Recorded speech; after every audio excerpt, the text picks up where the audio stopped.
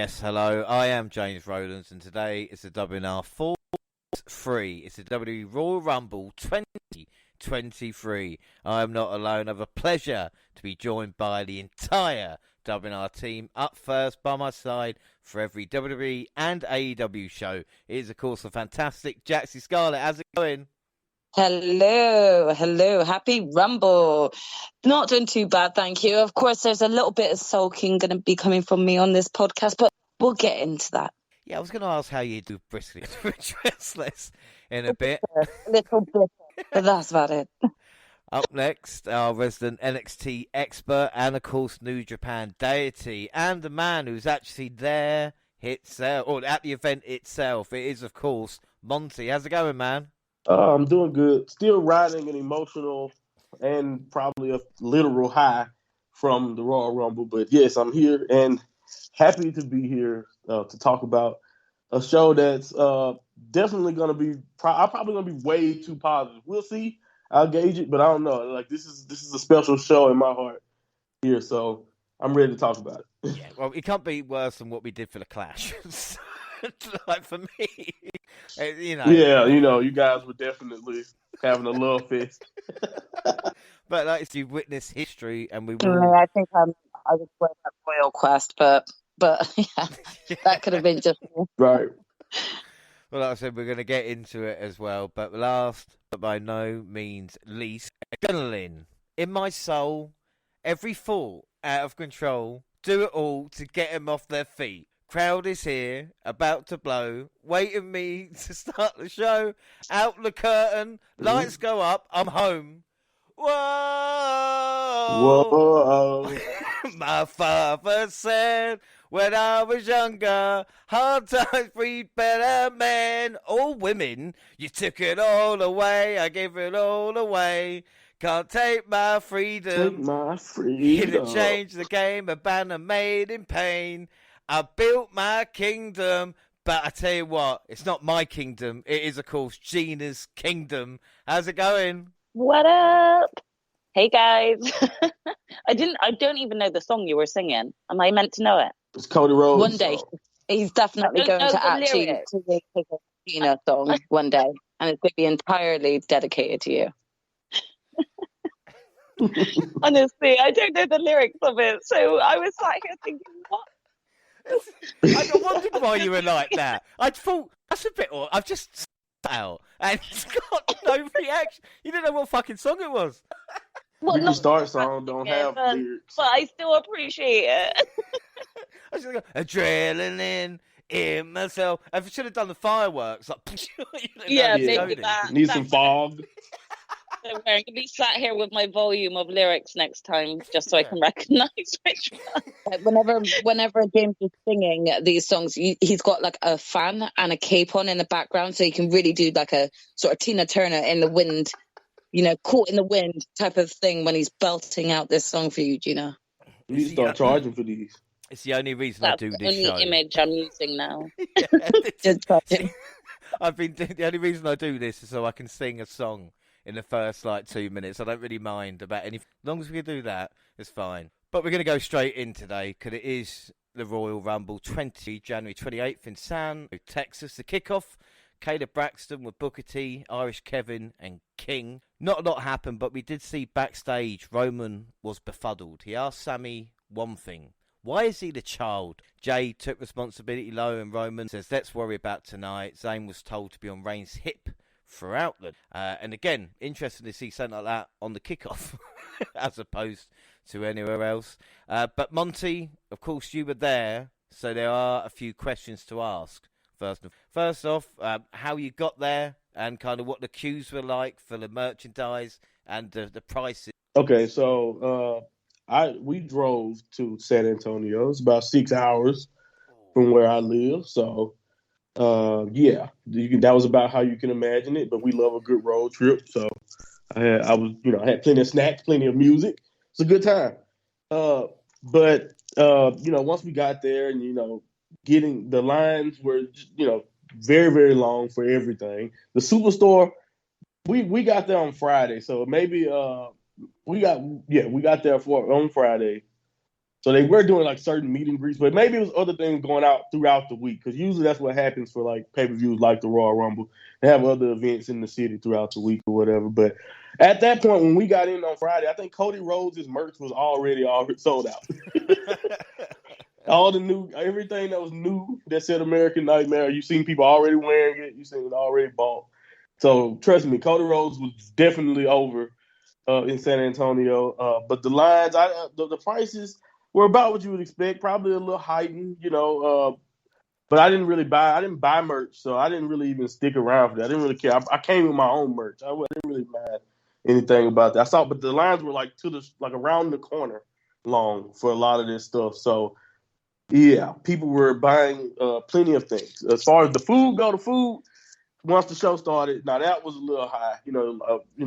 I forgot how much we paid overall, but like I think it was like almost $6 for a bottle of water. So you can think about it that way. Like it's a high price to me for just a bottle of water. You can see why these events make so much money, like I said, with the Superstore.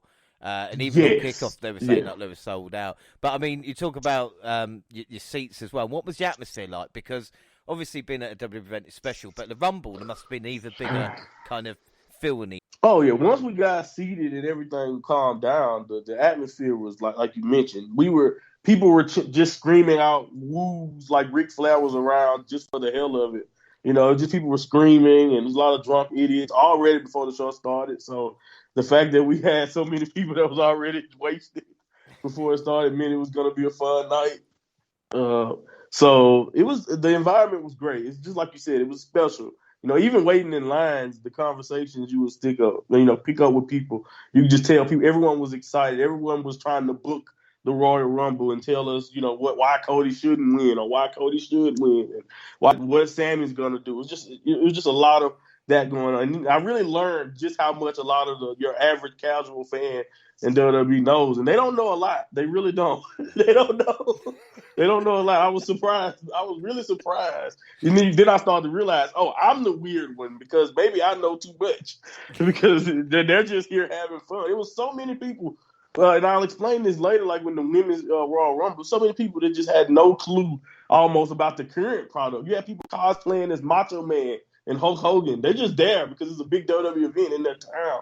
So that's just how big the Royal Rumble is when it comes to like mainstream. A lot of casual people were there. It wasn't a lot of die-hard people that you would think that you could sit down and have conversations about pro wrestling with. So there's a lot of different types of fans, a lot of kids. Great family environment. I met a little boy who wanted to take a picture with me just because we had the We the Ones merch on. So shout out to you, whoever you are. I should have asked for your name, but it was fun. And he's going to grow up with a memory of some weird guy in a We the Ones hoodie. Why have you got a picture of you? He's like, with this hey. guy? Right. He's definitely going to forget why we took that picture. We threw the ones up, though. I hope it ages well. Well, no, you did answer. You did answer the question. I'm glad. So yes. I had a We the Ones hoodie on and a God Mode T-shirt under it. So I was bloodline down. And my wife had the honorary Oos hoodie on. So we were repping the bloodline. A lot of people were too, by the way.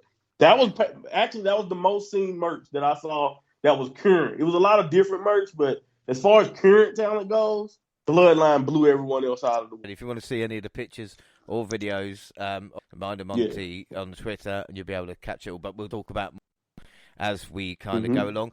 Whilst you were there at the event, we did a live show, and Jaxie and Gina really enjoyed it. I'm sure they did, but we did get a good reception from it as well. A lot of people telling us they're crazy, where a couple of them, I didn't they realise was dead. But again, like I said, it's just like casual. I suppose some of them I don't really know. But we're going to, like we said, the Rumble, and we had the opening video, and it was nice of Double J to do the opening. Like I said, he's a busy man with AEW, of course, but average Rumble video, I would say, concentrated more on the matches than the Rumble. Maybe that's a little bit different. They usually Cole and Graves and commentary. But, of course, Pat is back. Michael marking out for Pat. Guy love. I mean, Jackson, when Michael's little face, when Pat McAfee or... how do I pronounce it? McAfee. I'm going to say Pat McAfee. Michael Cole's little face. It was a beautiful moment. Oh, do you know what? You should have seen my face. Like, I actually did not realize how much I missed Pat until I saw Pat coming out at the Royal Rumble. I definitely had a fat smile on my face, and I was like, "Nah, let's get Pat back on a full-time basis, please." Really, really happy, and I've got to say, his commentary from beginning to end throughout the Royal Rumble, spot on. Absolutely loved it.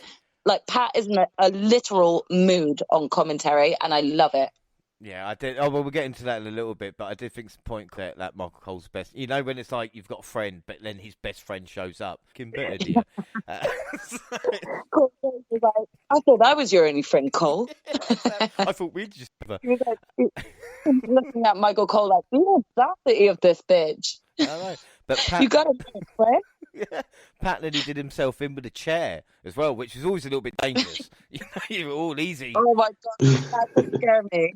I thought he was just going to go straight diving into the freaking audience or something. Well, easy, yeah. But we started with the men's Royal Rumble with, of course, bonus points on the line. This is going to be so much fun or terribly bad. And I've done this a little bit this year, I think, with the Rumble. So we'll see how it goes. If it doesn't work. So here we go. So number 1 is Gunther in his first Rumble. Of course, Gina and I fought Cody. Jaxie fought Bobby Lashley. Balor. Why? What is wrong? Group, eh? Well, everybody knew it was going to be Gunther. I mean, Come on. it was obvious, wasn't it? It was obvious. Obviously, only not to us, though. No.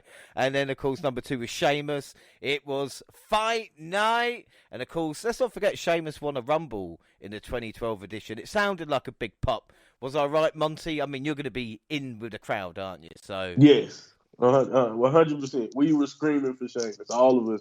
At this point, it was the head. We were even shocked that the men's Royal Rumble were leading it off. So we were kind of like amped up. Like, I know it's particularly in my section, definitely we were amped up. We even popped for Gunther. It probably didn't show up as well as Sheamus did, but like we were happy to see him too. So I think we were just into it at this point. yeah, like I said, the men's Rumble to start was a kind of big deal, and everybody was kind of invested. It's great to see Sheamus and Gunther go at it again. Miz was number 3 in his 14th Royal Rumble. What? How old am I? Like 14 Rumbles. And Miz has been like Macho. Kane's record is in trouble. Macho's only like 5, but I'm sure like that doesn't make sense. 14, man. 14th. Kofi at 4 again. Great ovation. 15th Rumble for him as well. 15th. Yep. Johnny Wrestling was number 5, trying to prove to Jaxie he's not overrated. What did Johnny's performance? Did he impress you in the Rumble, Jaxie? Well, I'm going to ask you, James. What do you think he managed to achieve during his time in the Rumble, James? I think he had He lasted 40 minutes. Exactly, 40. Thank you, Monty. 40 minutes. Yeah, Monty. I don't know if he eliminated anyone. Like, every time I saw Johnny, he was like in another painful position or being beat upon by 2 or 3 guys. So I was like, basically, Johnny got the Johnny Gargano award for most pain in the Royal Rumble. That evening was Johnny Gargano. I think you'll find Kevin Owens is going for the award later, but yeah. I said just for the Royal Rumble. We're not talking about the individual matches, just the Royal Rumble match. Monty, she was like this on Saturday. So Miz got hit with I saw people talking about our pop for Gargano too, and I want to blame his theme song. Because once we saw his name on the board, he was like, "Oh, hey, it's Johnny." The theme song sucks. Like his original one from NXT, because I feel like he'd get more of a bigger pop, and I actually liked it a lot. So yeah, it's way better. With Ciampa's music, like bring old school Ciampa back, bring NXT Ciampa back, and bring back his badass music so he can walk like a badass down to the entrance like he used to do in NXT. Well, please. Once we get onto NXT, they've changed an area. Yeah. I just. But like we said, Miz got hit with a 10 or 20 beats of the Finn Balor and was the first eliminated. 6 was Woods. It's weird how tag teams are drawn so close together. But Gina, would you agree that the wheelbarrow butt slapper is why we love the New Day? You know? I mean, that was just brilliant. That was one of my favorite parts of just New Day just coming and doing that. Especially because part of me was like, but they're the champs together, so why are they even going to attempt to just fight one another, especially when there's so many other mans in there to fight? I'd get it if maybe there was like just the four of them. But I was like, this makes no sense. So why the hell would they do this? And the minute they like just slapped each other's butt, I just wet myself. Yeah. This is why the New Day are still hot, because they just keep bringing that entertainment, and it's not old. You know, we got to try this, innit? Like make that our new signature. We're definitely going to try that. Now that's a sight. Yeah, honestly, AEW Monty, trust me, I will keep them to their word. If we manage to perfect it, then maybe we'll do a video recording to show on Twitter. That will go viral if that happens. But anyway, we get number 7. James, have more support for your team, yeah? Number 7. Just a few vodka shots and I can get myself there. To be fair, I forget. Yes, no, it's true. It's true. You'd be grabbing me and doing it. That would be the issue. And his 7 was 7 was Carrion. I'm not winning the Rumble with this number. Cross. Nice exchange between him and Gunther. I'm glad Chad Gable got in a Rumble. He was 8th. Oh, fuck it. My man McIntyre, who seems further away from winning the Rumble since his return, was number 9. Drew got payback and Cross. I didn't know he was still annoyed. Isn't that weird how things happen like that? Gunther and Drew had a great exchange. Number 10 and a third of the way through was Legado Santos Escobar. Monty, I know you've seen the Rumble, but I was really jealous you got to saw him. We shared him. You get right? I feel I'm a proud papa, man. That's what you feel like almost watching him. You know, I know he's probably been doing this a long time anyway, but since his NXT run, watching him, cruiserweight champion to now in the Royal Rumble. Great progression. And then 11 was Angelo Dawkins. Gunther took out Woods. And then Kofi, who hit a chair. I thought something would happen. And then about 20 minutes later, I went, oh no, I guess he was eliminated then. He tried. He failed again. That's what happened. It's a bit disappointing, though. I mean, Jaxie, 2nd year in a row, Kofi failed. Tried to take the Rumble. Should he just have a normal Rumble next year? I think we've got to take that pressure off of him, because there's always this added pressure of him like outdoing himself from the previous Rumble. And I think in the past, when it wasn't so heavily relied upon, that's when it worked. But it is like the amount of pressure of not only executing the move, but making it look good and making the audience believe that he is still part of it. Like Michael Cole trying to sort of prolong it, being like, no, because there's still one foot on the chair. The chair's on the motherfucking floor, Michael. Like, he's out. Do you know what I mean? Like, let's not keep adding this pressure to Kofi as if it's Kofi's fault for when he does fall and he doesn't land how they want him to. You know, there's so many factors that are in play at this point. You know, this is a live recording, so it's not like it could be easily redone again to the point where he manages to get it.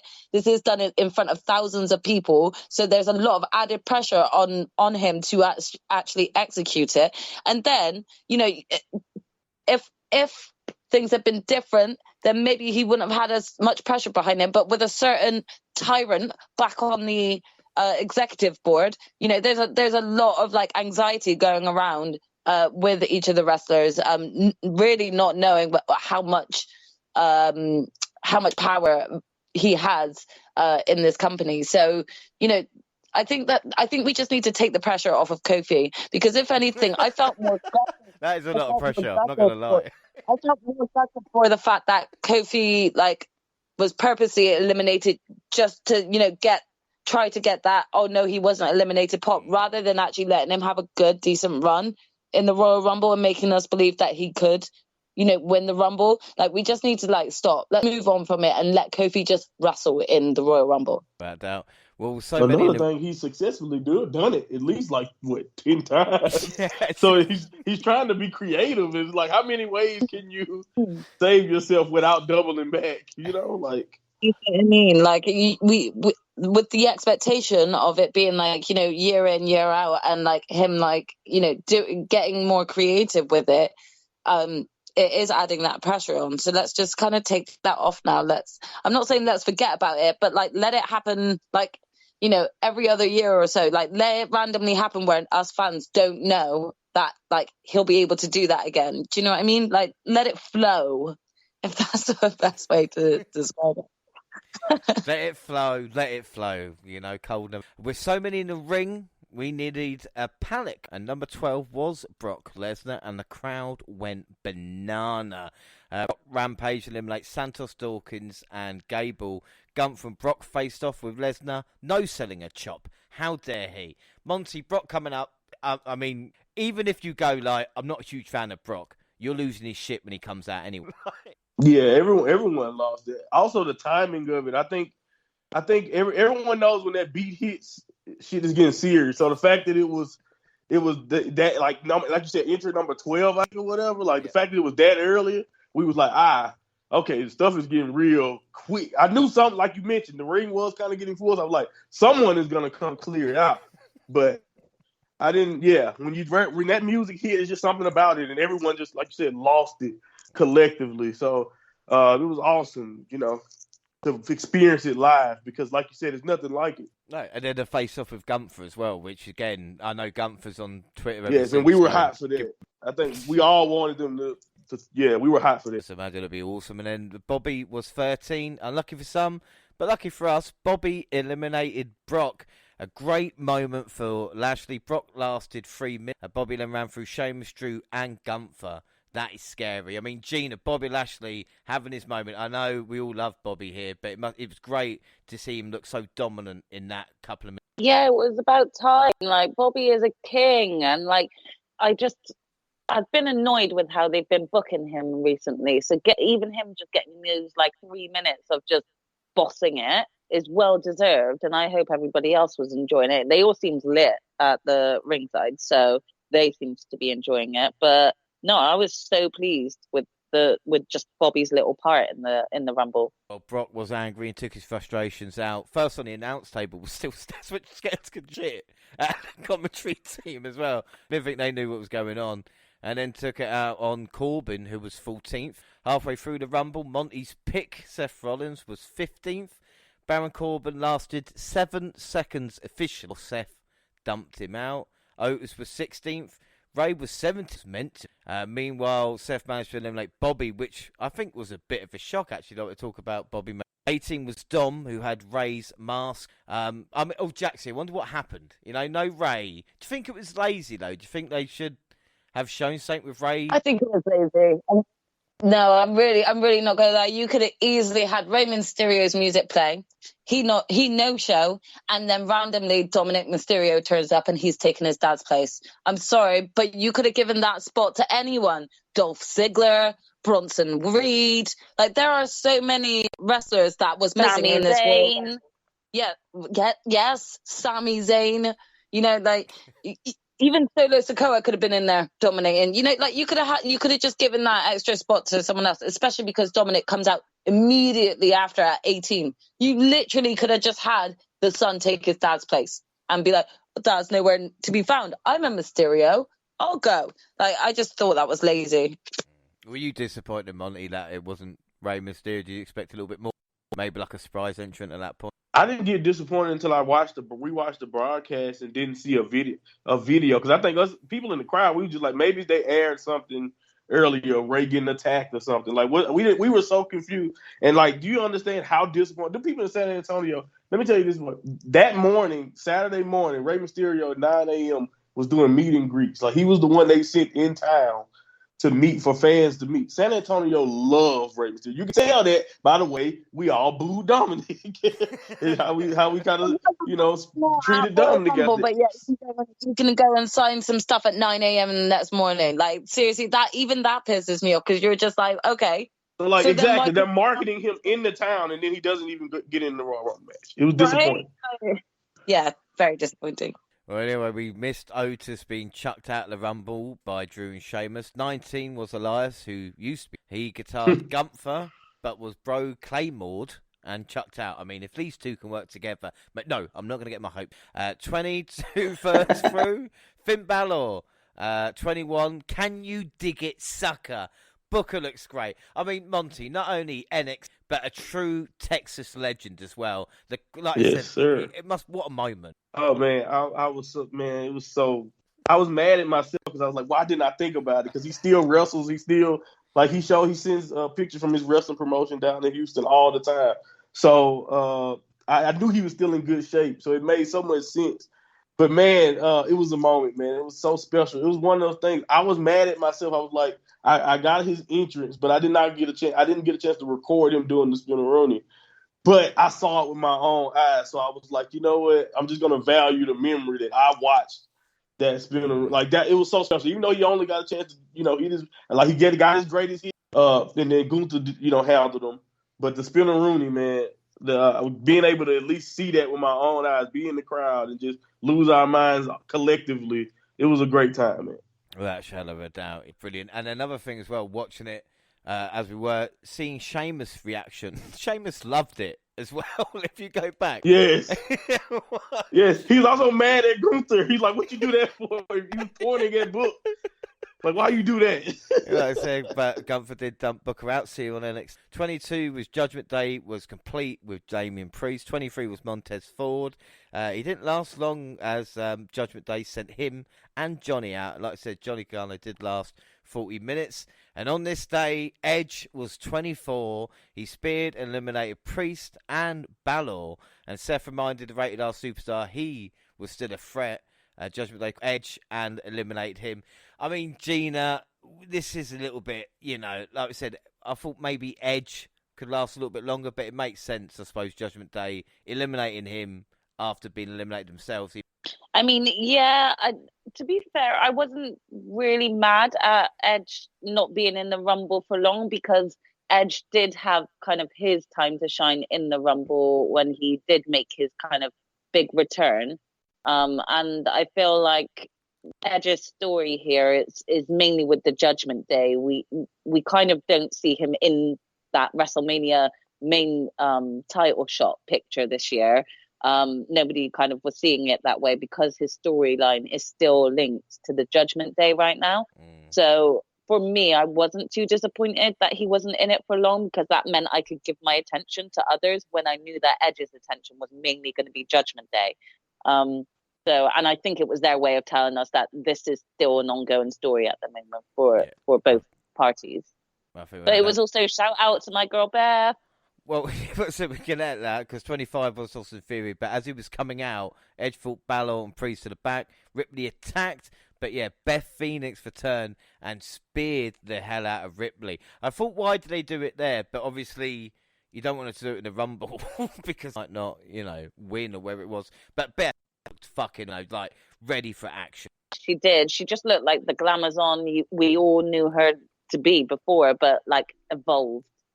So yeah, she definitely looked good still, and she put Rhea on her ass. And again, for me, that was a nice little bit of possible foreshadowing, maybe, in terms of what's going to happen in the main women's Rumble, because is Rhea injured? She's going to be too injured to take part in this Rumble. Even if she does take part, how long is she going to be able to survive it? So it's a lot of nice planting there as well, I think.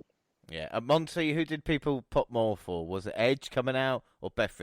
Man, it's probably a little bit of both. I don't know. I want to say Edge because it's just something about when that music hit, because everyone was singing the music and all of that. So it was a great time. We had a karaoke section basically, just singing the song. So we had a little too much fun when Edge came out. But Beth we were definitely excited and happy to see Beth. But I also was worried personally myself because I was like, I chose Rhea. I'm like, how the hell is this going to affect the Royal Rumble if it does at all? So it was definitely an interesting timing. But it was great to see Beth. 26 was a Nigerian giant Omos with a good draw, but no chance. Omos chokeslam Gumph, impressive. 27 was Braun, and he won the Battle of the Giants, taking out Omos. We wonder who Triple H likes. Ricochet got 28, the only man to win a match to be in the Rumble. He deserved the number. He deserved number 30. Jaxie, no one else had a match to actually be in the Rumble apart from Ricochet. Is that fair? I mean, you have Ricochet sort of winning here and there when no one actually believes he's actually going to pick up a win, and yet you leave him off the I don't know. I didn't really understand like, obviously, when we talk about what then transpires on Raw and stuff like that, we'll discuss a bit more. But I didn't understand why you put him in that spot with Logan Paul to then like not like follow through with anything, because clearly this ain't going to result in anything. So what was the point? Yeah, well, the Banger Bros double team Braun, which is usually something else entirely. Drew, being the biggest fucking idiot going, decided to save Sheamus over main event in Mania. You Oh my fucking god, idiot. these two need to just go find a room, because they were acting like a fucking couple in the Royal Rumble. Like, you do realize that this is not a tag team Royal Rumble. Why the fuck are you still like sticking together in this point? This is the one time where it's all about you. Like, it bothered me. Yeah, well, Gunther dumped them both. Not many surprise entrants, but Logan Paul with a much more negative reaction than the last time he was in WWE was 29. And number 30, so it's either going to be The Rock or Cody Rhodes. I wonder who's going to be. It was the American Nightmare, Cody Rhodes. I think the Pyro should have tipped people off maybe the result of this match. But, I mean, Monty, again, counting down and seeing Cody return, it must have been a hell of a... Yeah, it was special, man. I can already see them getting the smoke.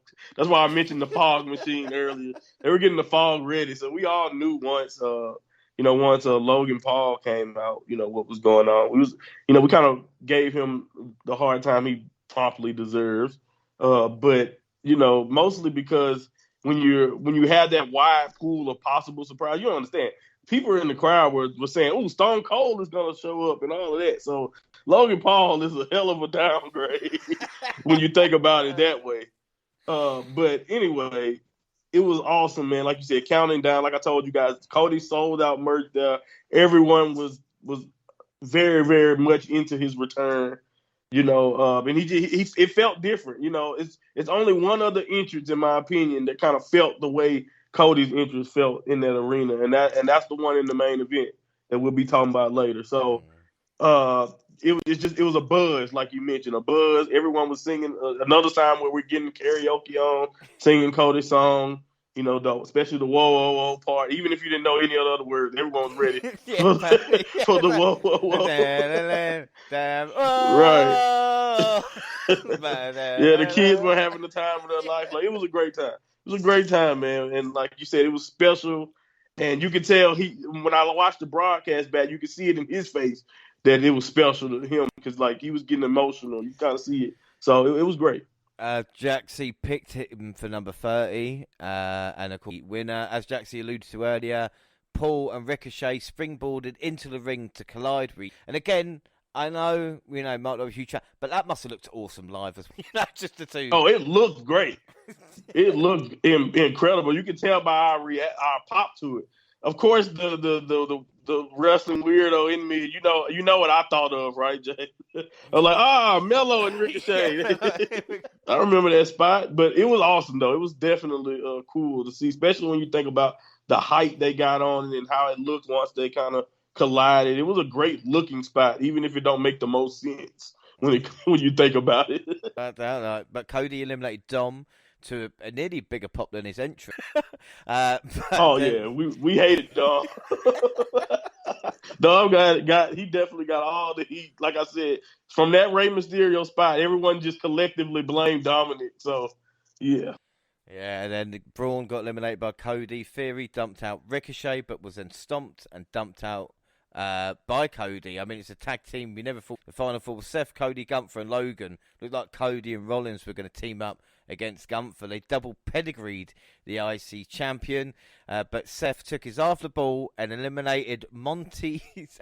Seth got eliminated by Logan. Can we be... I mean, Jaxie, come on. I know you got anger. Seth Rollins, one of the greatest wrestlers of his generation, getting eliminated by Logan Paul. Don't. Because this was the moment that I realized, okay, they're setting up WrestleMania, and this fucking idiot is going to be part of it. Great. So, as you can imagine, like, not only was my disappointment that Seth Rollins got chucked out by the likes of Logan fucking Paul, but I also just knew right there and then we're getting Logan Paul at WrestleMania. And I was like, yeah, this is all Vince is doing. I'm not. I'd rather just have him chat shit every now and again on like a random show and he just get beat up you know. But instead, we got to like still keep giving him these big spots with these big stars. I'd rather see these big stars facing off against anyone else but Logan Paul. It's just, I get it. He's like a big star. They want to bring that money in, so I get it from that point of view. But that doesn't mean I have to like it. I don't like him. I don't respect him, so I don't care for him or his matches. I will watch it because I'm a reviewer, but I don't care for him. Monty, everyone says the same thing. Like about like everyone says about how much they don't like him, but a lot of people around there was just like, man, I don't like him, but he's good. He's good in the ring. He's good at that. So like that's the one thing that always makes it people conflicted. At least that's what I was hearing.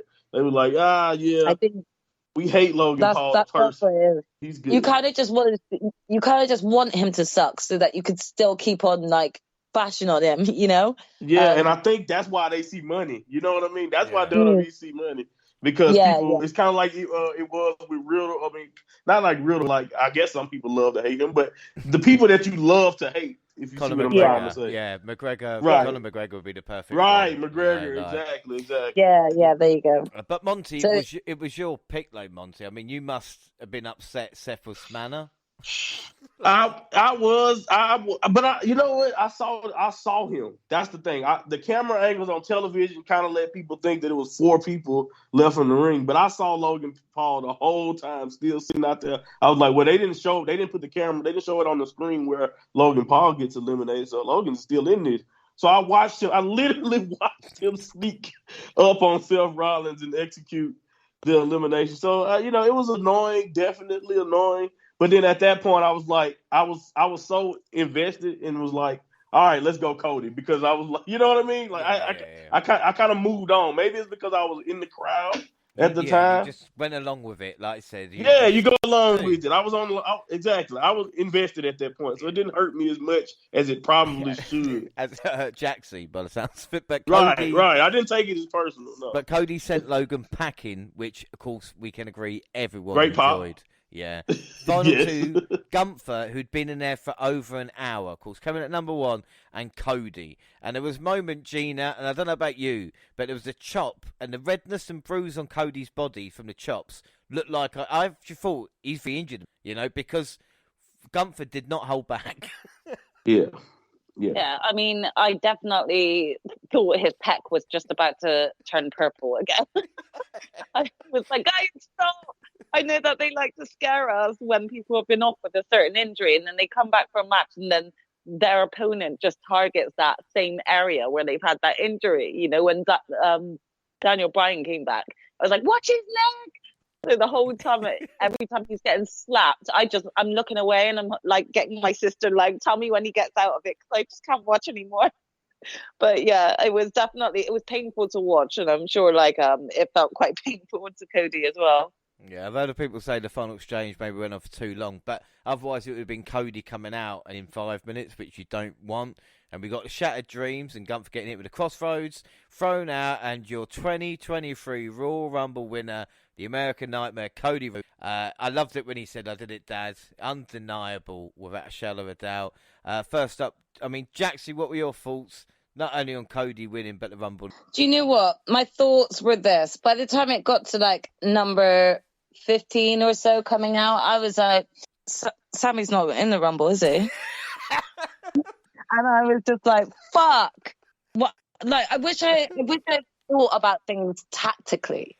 Because I was going to say, anybody that didn't listen to the live show or didn't know, Gina and Jaxie picked Sami Zayn to win the Rumble, and that's why I. Yes, we all know, James. We all know. Pick someone in the Rumble. Pick someone in the Rumble. I said. There wasn't that many people announced for the Rumble, so WWE screwed us over in that sense, to be honest.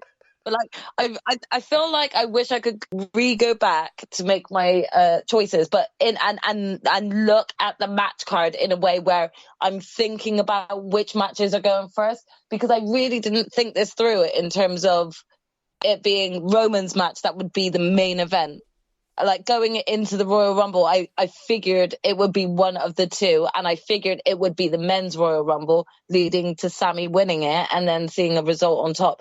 Obviously, I think in hindsight, I really need to kind of think about the layout of the matches and think about where they're where they could potentially be in the match card, so that we can think about like the results and what follows from it.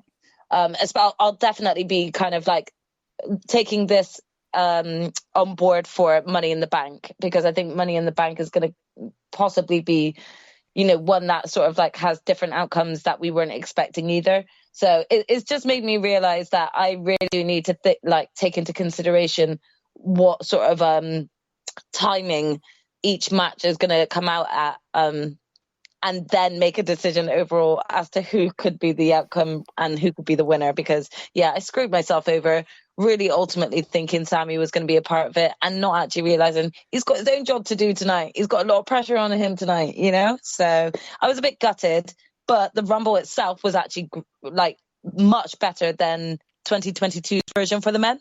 I did say this on the live stream as well, that, I hope that we have like a higher portion of younger talent going into this Royal Rumble. I didn't realize that they were just going to give us one legend, and that being Booker T, who did a spin-a-rooney real quick and then was out. I would have liked to have seen a few more legends, like surprise ones that pop up. But at the same time, I'm not going to complain too much, because I got my wish and I got to see quite a lot of the young wrestlers come up. It would have been nice to have seen a bit more NXT in there, though. And Monty, Cody won the Rumble. I mean, what was the pop, like I said, must have been huge for that. And Yeah, the pop was incredible for that. And, we were all, like you said, into it, excited, once I knew that they were doing it. Because the only reason why I didn't pick Cody in the first place was because I just wasn't really sure if WWE was going to pull the trigger right off the bat as, returning from the injury. But, they did it, and I was actually happy that they did it. It was a good time. And it's nothing like experiencing a Royal Rumble live. Like I said, I know I'm going to be a little biased because it's just nothing like it. The only drawback that I can even mention of is, like you said, Booker T was pretty much the only real surprise, like especially of legend status. And but I thought, and I know you guys are going to disagree now that I know this was your pick, but I wrote this down. I thought it was genius to keep Sammy out of this. Because the fans would turn on the end result. If Sammy and unless you're gonna get me a super, it would have been heel, another Rey Mysterio sort of situation. Don't even avoid the possibility of that altogether by just keeping them out. And now that you tell me that, Jane, I don't watch the kickoff show, and they don't show you a feed of it while you're sitting in the arena or anything. So I didn't even know that Roman told him before to stay attached to the hip. So to an extent, you can kind of look at that as an extension of the bloodline story. Of Roman controlling him and not allowing him to be in the Royal Rumble, because he said, "I want you on my hip all night." So when you think about it that way, it adds another layer, even if I'm kind of, fan fictioning it up a little bit with that one. But like I said, I thought it was genius once I got to the end result. And like Gunther's performance was literally almost my biggest takeaway from the entire match. It was just such an honor to watch him live, man. Like you mentioned how Cody's chest was turning red, but if you heard every single chop, and I know you guys know it, you guys were at the Clash, and we know how physical him and Sheamus were. So I can only imagine what it was like then. But I got my first time ever seeing him in person live, to hear those chops, to experience that, and to see him and Cody kind of just have a mini match. He was definitely my MVP, even if Cody won. And he really made me want to see them in like a one-on-one feud in the future. So this was just a great Royal Rumble match altogether, and I was happy with the result. So I gave it, like I said, maybe I'm overrating it, but I thought it was perfect. I gave it 5 stars. Like even the drawbacks, like Logan Paul or some of the other things that I can think of, were not big enough for me to not enjoy this. Even though, like I said, I was there live, so I'm definitely biased. Yeah, I completely agree there. But this is the thing. I think that the Rumble was roster heavy, if that makes any sense. Like I said, it wasn't about surprises or stuff like that, but just how good the roster was, that we kind of, like we got through it, and it was very, very match. And the Gunther in itself, there's some wrestlers that might last that amount of time, that kind of take a breather. I think Gunther was involved in that match. Yes. Like, very, very impressive. I mean, Gina, what were your thoughts on the Rumble? And what... On the men's Rumble, I thought it was great. There were some spots that got messed up, unfortunately, like Kofi, for example, but those things can't be helped. There were other things that I didn't really care too much for, but I still overall enjoyed the men's rumble. So I'm gonna give it a 4.5 because it was still good. Jaxie, what about you? Yeah, I gave this a 4.5 as well. I thought it was still quite good. I think there's been obviously better rumbles in my personal opinion, but I still think it was great. I'm going to give this 4.5 as well. Could have used Ziggler. That's what kept my rating down. But Gunther, as we talk about setting new records, time, National Men's Rumble match at 1 hour, 11 seconds, breaking the record previously held by Rey Mysterio, 1 hour and 2. Or some believe Rey Mysterio has won this year's Rumble because, of course, Cody jumped over the top. And if Rey hasn't come out, he's in the main event of WrestleMania. So, predictions for this. Prediction leagues, of course, we've got 3 to AEW, WWE bonus points. Up first, predictions for the Royal Rumble. Jaxie went Gina. Jaxie and Gina went Sammy. Monty went for Seth. And I picked Cody. So I'm 1-0 up. And I tell you what, it's out of 8 Rumbles we've done on the podcast. Rumble bonus league. You know what, James? Just shut up.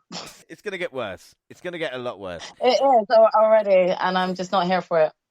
Bonus league. Monty is 1-0 up because he won Wrestle Kingdom. All right.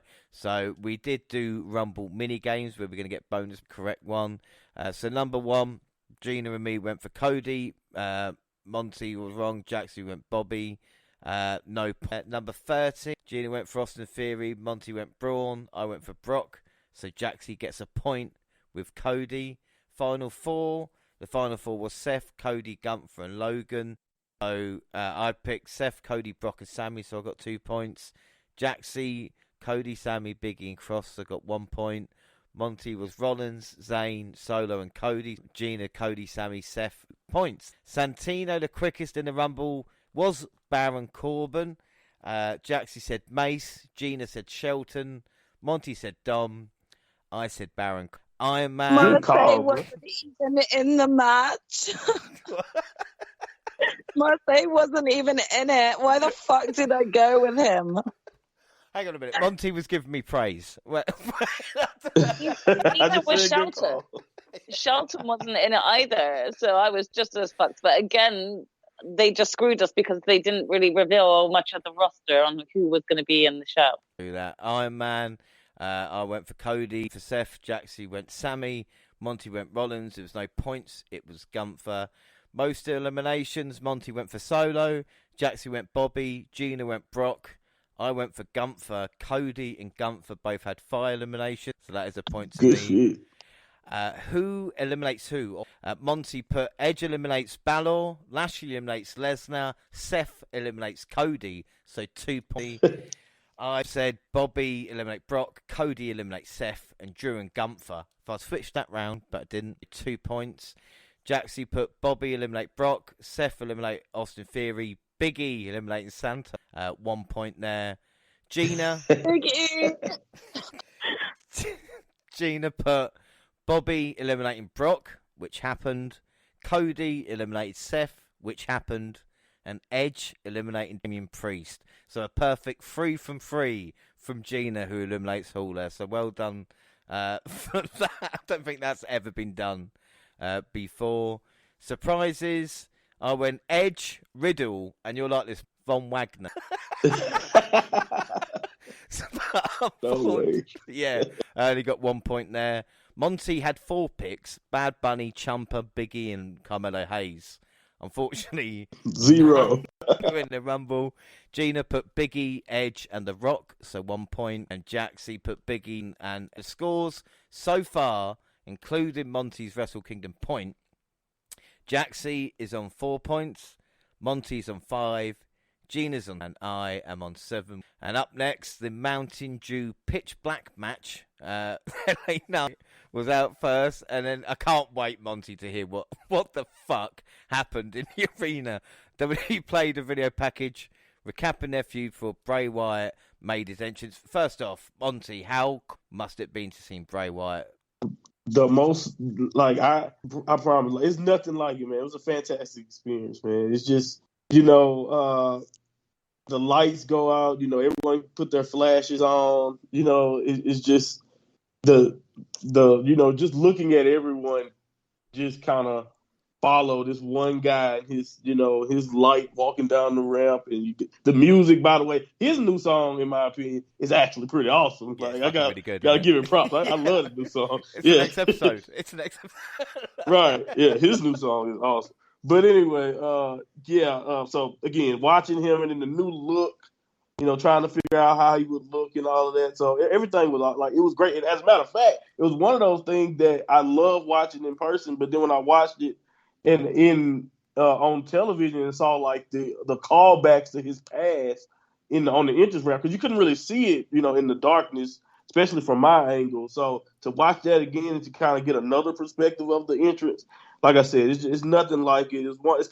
It's definitely in a similar vein. I've been to WrestleMania when Undertaker made his entrance. It's definitely in the same vein. I'm not saying it's anything like that, because Undertaker can send chills. He got the flames. Undertaker is pretty weird. He's legendary, his entrance. But Bray Wyatt is right up there. Yes. Oh yeah, I've man, seen Undertaker at right WrestleMania. Yeah.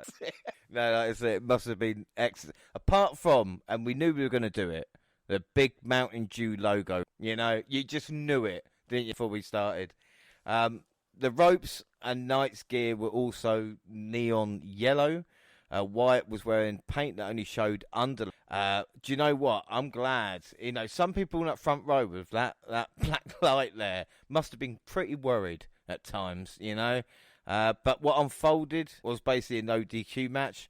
They fought in and out of the ring, used weapons, and didn't follow any of the. After a shorter clash than expected, Wyatt won Abigail the fall. After the match, LA Knight's lights came to work, and then all of a sudden, Uncle Howdy on the platform. He jumps off on tonight, and everything exploded. The end of the list, the weirdest thing I've seen in a very long time. It needs to be seen to believe. I did notice the Firefly Funhouse in the background. But what the fuck, Monty, happened at the end of this? So, let me break it down like this, because you're not the only one. So the way this match was placed screwed it over anyway. Like, most of my section went to use the restroom after the Royal Rumble. So a lot of them wasn't even really back. And when they were sitting down, he hit Sister Abigail. Like, it felt like it was literally that fast. But it was visually unique as hell. Like, experiencing that was like definitely different. But as a viewer in the arena, I know up there where I was, we had no idea what the hell was going on. Just nothing. Like, you could see a little bit, you heard some of the closer people who were closer react to certain spots, like, of course, the kendo stick, when he tried to use it and all of that, and the table bump. I know that got a reaction, but really a lot of the match I didn't get a chance to really watch until I watched it back on television, and it came across way better as far as the match go on television. Visually, we couldn't really see much. Like you said, they had the neon, and like I said, it was cool to see the colors, but it wasn't really clear what the hell was going on, and even the explosion though must have been fucking bang. Do you know what I mean? And that's another thing. Even that part, it was so dark in that area. The part that they had it in, it wasn't necessarily like I said, the most like jarring thing. The thing is like you said, we didn't expect it from the Flames, so that's what shocked us. But I think what kind of gave it away is, even from my vantage point, you can see that Howdy didn't necessarily hit LA Knight. So that kind of made it come off a little weird too. And then the explosion, they cut the music back on. It's like, oh well, I guess that's over. So yeah, we were just mostly confused. Like I said, I was happy to see Bray and be there for it in his return match. But yeah, I don't know. I think the gimmick actually hampered them, in my opinion. Yeah. I just put, what the fuck did we just watch? And what do they put on the announce table? I mean, Jaxie, I would put that stuff that was on the announce table on my bed and jump into it every night. And I don't know what it was. It'd be nice. But what the fuck? I had no idea what it was. I thought it was just like illuminated confetti. And I was like, are we in like one of those cheap 90s nightclubs in the UK that used to do that or something? I don't know. It really felt like one big massive advert for Mountain Dew. Oh, was it Mountain Dew? Yeah, did you not know? Yeah. Did it not remind you, though, Like, of like Planet Laser or like Laser Tag, as you might know it, Monty? You know? Exactly. No, laser crest vibe. Definitely. Yeah. The kids love the that color. I was truly disappointed by is that, like, we had what, 5 weeks of build up for this? I know the match itself wasn't that great. There wasn't really that much wrestling. It was like more like a brawl. And then Uncle Howdy came out. But I was like, bro, hit the what move. are you doing? I literally was like, bro, what are you doing here? You literally took out Bray Wyatt like 2 weeks before. So why are you here taking out LA Knight? Make up your mind. It just feels really lackluster for what they've been trying to build. And I don't know whether more is going to come from this and that will make the Rumble match make sense. But again, like my sister said, I think it just felt like a massive ad rather than something being relevant. And it was more disappointing because of the build up to this match that we'd had. But do you think, though, Gina, that now Uncle Howdy and Bray are on... Let's try and take something from this match. Are they on the same page now? I got more of a tag team vibe than facing each other at WrestleMania. Yeah, they do come across as more of a tag team, which is what I would have assumed if Howdy hadn't messed with Bray a couple of weeks before. So it's more just added confusion. I do think they're on the same team now, but when? Did they have like a family meeting off camera that we didn't see? And they sit down with a couple of cigars and a cup of coffee, or, you know, were they out here chopping wood with each other saying, let's hash this out so we can be on a tag team together instead? You know, it would be nice to get some more context. They all got family therapy, including Alexa. Yeah, that clearly seems to be what's happened here. Maybe we get through to Bray by beating him up. Yeah. Yeah, it seems like that. So maybe they're going with that.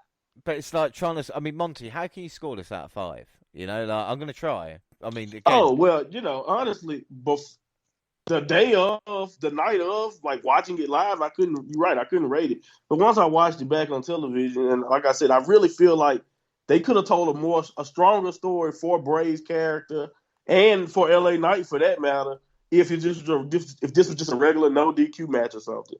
You know, I wasn't bummed out because, like you said, once they put that gimmick of the pitch black Mountain Dew and all that, once they said this what this was, and I didn't have a clue coming into it what they were trying to do, I had a low expectation. So I give it 3 1/4 because, again, I was there as a viewer. I got to experience Bray Wyatt's entrance, and it was cool to even watch LA Knight, even though, like you mentioned, he didn't get a chance to do anything really, except kind of, you know, he saw his entrance. Like... I got to see his entrance and hear that nice theme song. Don't change that, WWE, by the way.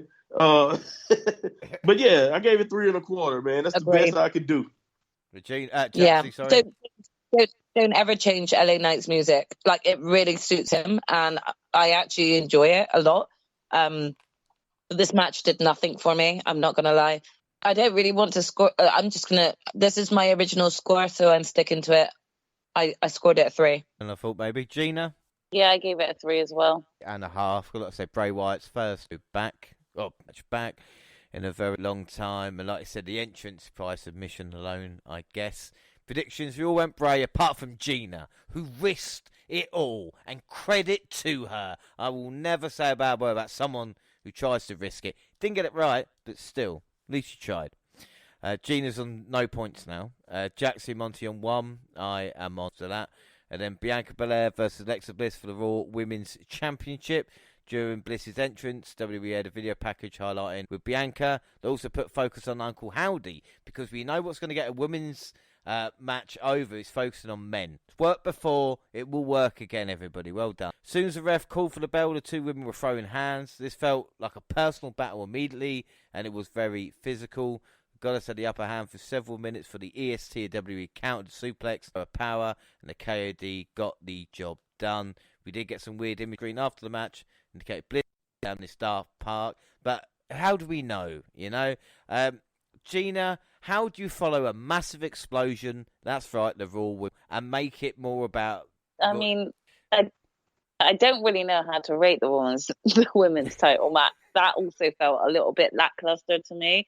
Not to say that I don't enjoy both Bianca and Alexa, but I mean, this match, I think it went about 7 minutes, and yeah, it just felt it just felt a bit lackluster to me. We all kind of knew Bianca was going to come out the winner in this. They hadn't really built it up to make us think that, has Alexa really got a chance? Or in my eyes, I didn't see it as Alexa really having a chance here at Royal Rumble because it just wasn't built up enough. But I was shocked about the 7-minute match. Don't get me wrong. I know that the Rumbles can take like a long time to play out, so they couldn't really put on long main matches. But it was just a bit like the LA Knight and Bray match. I was just really shocked when the final, the third count got called, and I was like, oh, that's it. It's okay. And again, it's not to say I wasn't enjoying it, because I was, of course, like, rooting for Bianca and stuff whilst watching it. So I did enjoy it, but in a way, part of me was like, this could have been done on Raw. Yeah. It just seemed weird because Rumble went quite a long time as well, and at length in a bit. But like you said, it's weird that on a match card you've got two matches that are over an hour, one that's nearly an hour as well with everything that happens kind of afterwards, and then two matches that are just kind of. I know that Bray Wyatt should have been involved, but like I said, give Bliss and Bianca, 20 minutes. Give them the Raw main event and see how they. I mean, Jackson, what are your thoughts? Because obviously Belair has been nearly champion for a year, and there's not been a lot of mention for this. And has she lost a bit of steam due to like damage control? I mean, this is about Alexa, yeah? This is about Bianca, her reign since Bayley and damage control. Has she lost steam? I don't know. I don't think it's that she's lost steam. I think that she's just being put in decent storylines. Because if we're truly honest, like, you got to think back at the promos that Alexa was doing, building up to this match. Alexa said that, Bianca's scared of her. Not once did I see Bianca scared. So not once did I actually think she's going into this match, like, scared. She then said, Bianca should fear me for what I could do without Uncle Howdy. Well, girl, I think you should have called Uncle Howdy because you didn't do anything in that match. So, yeah, I think it's just a little bit confusing because of you had this build-up, but, like, no, like, this match could have been on Raw, like, there was no payoff at all. So it just felt a bit more baffling. I don't think that Bianca's lost it, though, because you hear the pop that she gets week in, week out, whether or not it's on Raw or on a pay-per-view. But I don't think she's been... It's kind of like starting to be a similar situation to a Thunder Rosa situation right now, where she's just not had like a very compelling storyline to actually build that momentum for her matches at pay-per-view events. We need to go back to that, We need to like actually start remembering to put effort into our women's matches and the build-up towards it and actually have it pay off, I think that if this match was able to have gone a little bit longer, we might have gotten a little bit more out of Alexa to challenge Bianca in a way where we thought, oh, damn, maybe Bianca is a little scared of Alexa. But we got none of that. None of it. So it was kind of just disappointing. It felt like it was just there to be a toilet break match. And both these women are not toilet break type matches. Like, do you know what I mean? So I think it was frustrating and disappointing. Well, this is what I was going to say to Monty. Was the crowd gearing up for the next couple of matches? Like you said, was it the Bray match? I was about to say, no, you got it wrong. It was Bray match. they went to use the restroom when the lights went off, my guy. Okay, yeah, that makes sense. Yeah, that makes sense. No. Yeah, don't worry about that. People were ready for this one by comparison, trust me. I will say, though, that match kind of screwed this match over, too, because, like you mentioned it, you go from the explosion, you see your Uncle Howdy appear. After he jumped off that thing, he's not coming out for Alexa, right? So it's like, that kind of took away from me because I was like, the only thing that's going to make this more unique to me is if Alexa leaned more into that dark side. Like, she put up a struggle, but this is more like what we're used to and what we've seen. Like, they had a match a few weeks back that was more like, you know what I mean? Something that like that is literally similar to that. So it was like, what was going to be different about this match at the Royal Rumble? Why didn't they not have her lean? We got the tease after the match, which, by the way, like you mentioned, also anticlimactic. You show us a video package after just literally having, the flames and all the nice stuff for Bray. But then, all you show us is this little bitty, like, oh, you're still teasing it at this point? That's what we were thinking. Like, oh, we're still teasing it. I thought this was going to be the time for you guys to show that she was, back in line with the Wyatts or whatever. But anyway, like you said, it wasn't anything that made this that different from what you see on Raw from these two. And I think she already had an uphill battle because, like you guys mentioned, Bianca is a dominant and has been a dominant women's champion. So a lot of us didn't give Alexa much of a chance anyway. So when she's coming, and the only thing she is just regular Alexa, who's just a little bit more aggressive, it's like, okay, well, we know what's going to happen. It was still an honor to watch Bianca live, and I thought this match was solid, but I do not know. I wrote this down. I do not know if it was Royal Rumble worthy. And, yeah, so I gave it 3 3/4, but I still thought it was solid. But, yeah, I can't act like it was pay-per-view worthy. Gina, what would you say? I mean, I was going to give it a 3, but I might go 3 3/4 as well. Not that I didn't enjoy it, but I just didn't think that it was a pay-per-view worthy match. Jaxie? Again, I'm really sorry. I gave it a 3. I'm not changing my score. I just there was nothing there for it for me. It was a standard match that you would get on Raw. Yeah. 3. Well, predictions, we all went Belair, so it means Gina's got the first point, Monty and Jaxie on 2, and I, as we go to the Women's Rumble match, we all picked Rhea to win. So I guess we were a little bit miffed she was number 1. I mean, Monty, obviously, the Women's Rumble, were people as excited for the Women's Rumble as the men's? Is that a fair question? And when Rhea Ripley come out, what were your... I would say they were probably a little more excited from the men because... especially just like what you girls fell victim to, the Sami Zayn hype. You kind of got more questions about, you think Sami's going to win the Royal Rumble tonight? And it's more so about that. But eventually, it was always followed by a question about who you have winning the women's. So, it was definitely still an anticipation there. It was definitely still people asking her about it. A lot of people really agreed, even in the crowd, that Rhea probably was the strongest bet. So, honestly, none of us went on a limb based off that, but it just made too much sense. It made too much sense. But I was definitely miffed when she came out first because I'm like, she just took the belt spot. So now she's going to have to go the entire Royal Rumble. I'm like, okay, now pick is looking a little, finally looking shaky, right? Can I just go ahead and say as well, fuck you, Liv, all right? You chat shit.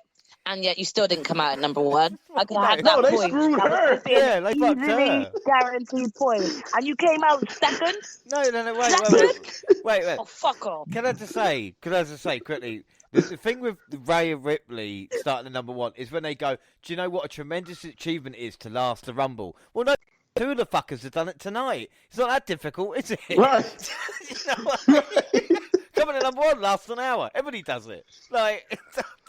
But again, we all went Liv for number 1, which is incredible when you think that. And I'm going to give us points, Jaxie, so don't worry. We're all going to get points because number 2 is the same. And I think next year we'll do 1 and 2, because that is stupid otherwise, because it is the same time.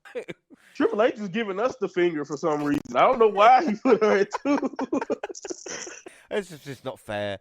Dana Brooke at number 3. She's been in every Rumble. Nice little fact about Dana. I think she'll have that, a career achievement, like 24/7 champion, been in every Rumble match.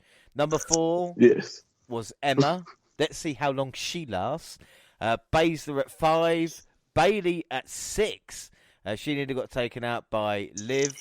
Jaxie, were we surprised that 2 of your favourites, Baszler and Bayley, were so early in the Women's Rumble? I was, but I also was like, okay, well, they gonna last, or they gonna be the ones that become the Iron Women. So I felt like they were placed there to last, Well, B-Fab at 7, but first to be eliminated. The first surprise at 8, the future of WWE and NXT champion Roxanne. How good was that, Monty? It was awesome, and we were in Texas, so that was a area that we know that she's pretty, she's special in. It's her. I don't think she's from San Antonio, but I know she's from Texas. So it was the pop. You can kind of tell it was like seeing a homegrown talent again. So everyone was kind of happy to see Roxanne.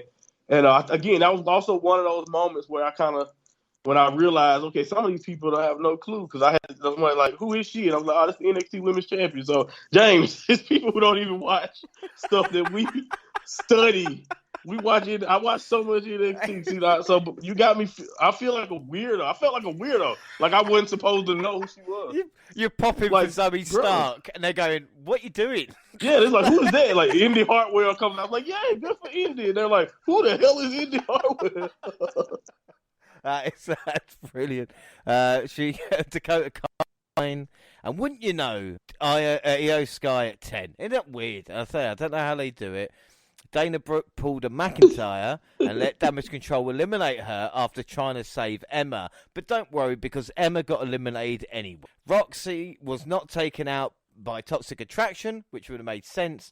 But damn, even to come out, and go, oh, they have got a match, just to cause a distraction. But no, Damage Control. Number 11, Nat is back. She knows she needs to do well. At 12, Candice LeRae. Jaxie, do you hate Candice LeRae as much as you hate Johnny Gargano? Is it like a Johnny wrestling thing, or is it like Candice? Hey. Wait.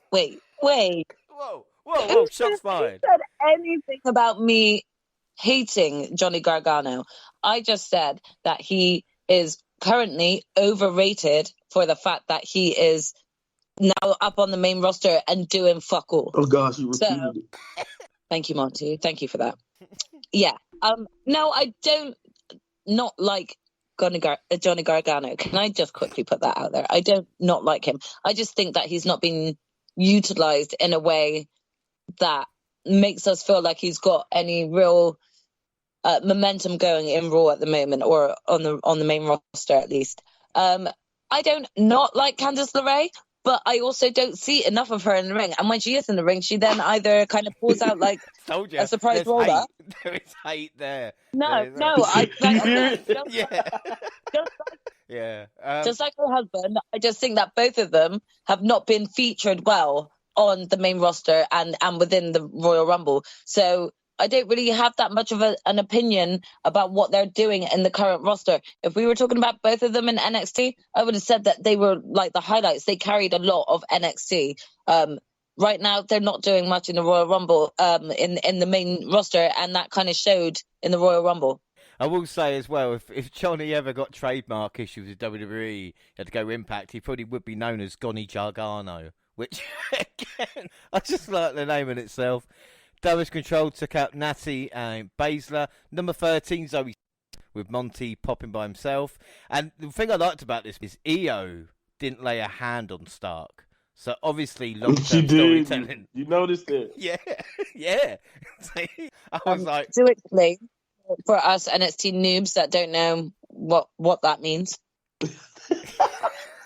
See how we live, Jay? All types of references no one gets. They were former tag champions until she got injured. Yeah. In NXT. There you go. When the fuck did Io and Zoe become tag team champions? I never saw them as tag champs. It feels like a long time ago. I would say it's about it does feel forever ago. Yeah, but again, just trust us. Long time storytelling. Number 14 was Xia Li. Candice was shoved up by Io, and then Becky Lynch, winner of the 2019 Rumble. Monty, she brought the crowd alive, would be fair to say at that point in time? Agreed. She's one of those people that, just like when Seth came out at 15, just like when Sheamus entered, as soon as the music hit, as soon as, it's just that star power, man. It's there. Everyone, immediately stood up and was trying to get shots of the man. So it was awesome. It was awesome to be there and experience Becky Lynch's entrance, even if it was for, just for her to run full speed down to the Royal Rumble. Like I said, plus with the count, when you have the countdown, that's another thing. Like, people get so excited. I've seen a lot of people almost injure themselves doing just counting from 10. And, I saw some people struggle to count as the night continued to go on, and, probably because of alcohol consumption, or they never could count in the first place. Well, I said, you don't know, but Damage Control left Lynch outside. 16 was Tegan Knox. Number 17, a great pop, coming out like a dragon, former women's champion, Oscar. But it wasn't Oscar as we know her. I mean, this was a great moment. Monty, I'll get everybody's thoughts on this. But Jaxie, I'll start with you, because ever since we've been doing this show, I know you're a huge fan of Oscar, and I reckon you just about lost your shit when we saw I definitely. What character Oscar? And then I had an inner argument with myself for not actually having Oscar like at all in any of my predictions for the Royal Rumble or anything.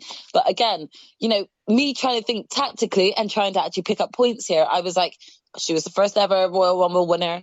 Don't really see her making it like, you know, all the way again. At the moment, I see Rhea winning this, you know, and I was trying to really think about whether or not she would actually return during the Rumble. I really should have said it, and I'm more mad at myself because Oscar came back and I freaked the fuck out. I lost my shit completely. If anyone didn't know I was a fan of Oscar in my block of apartments, they know now. So, yeah.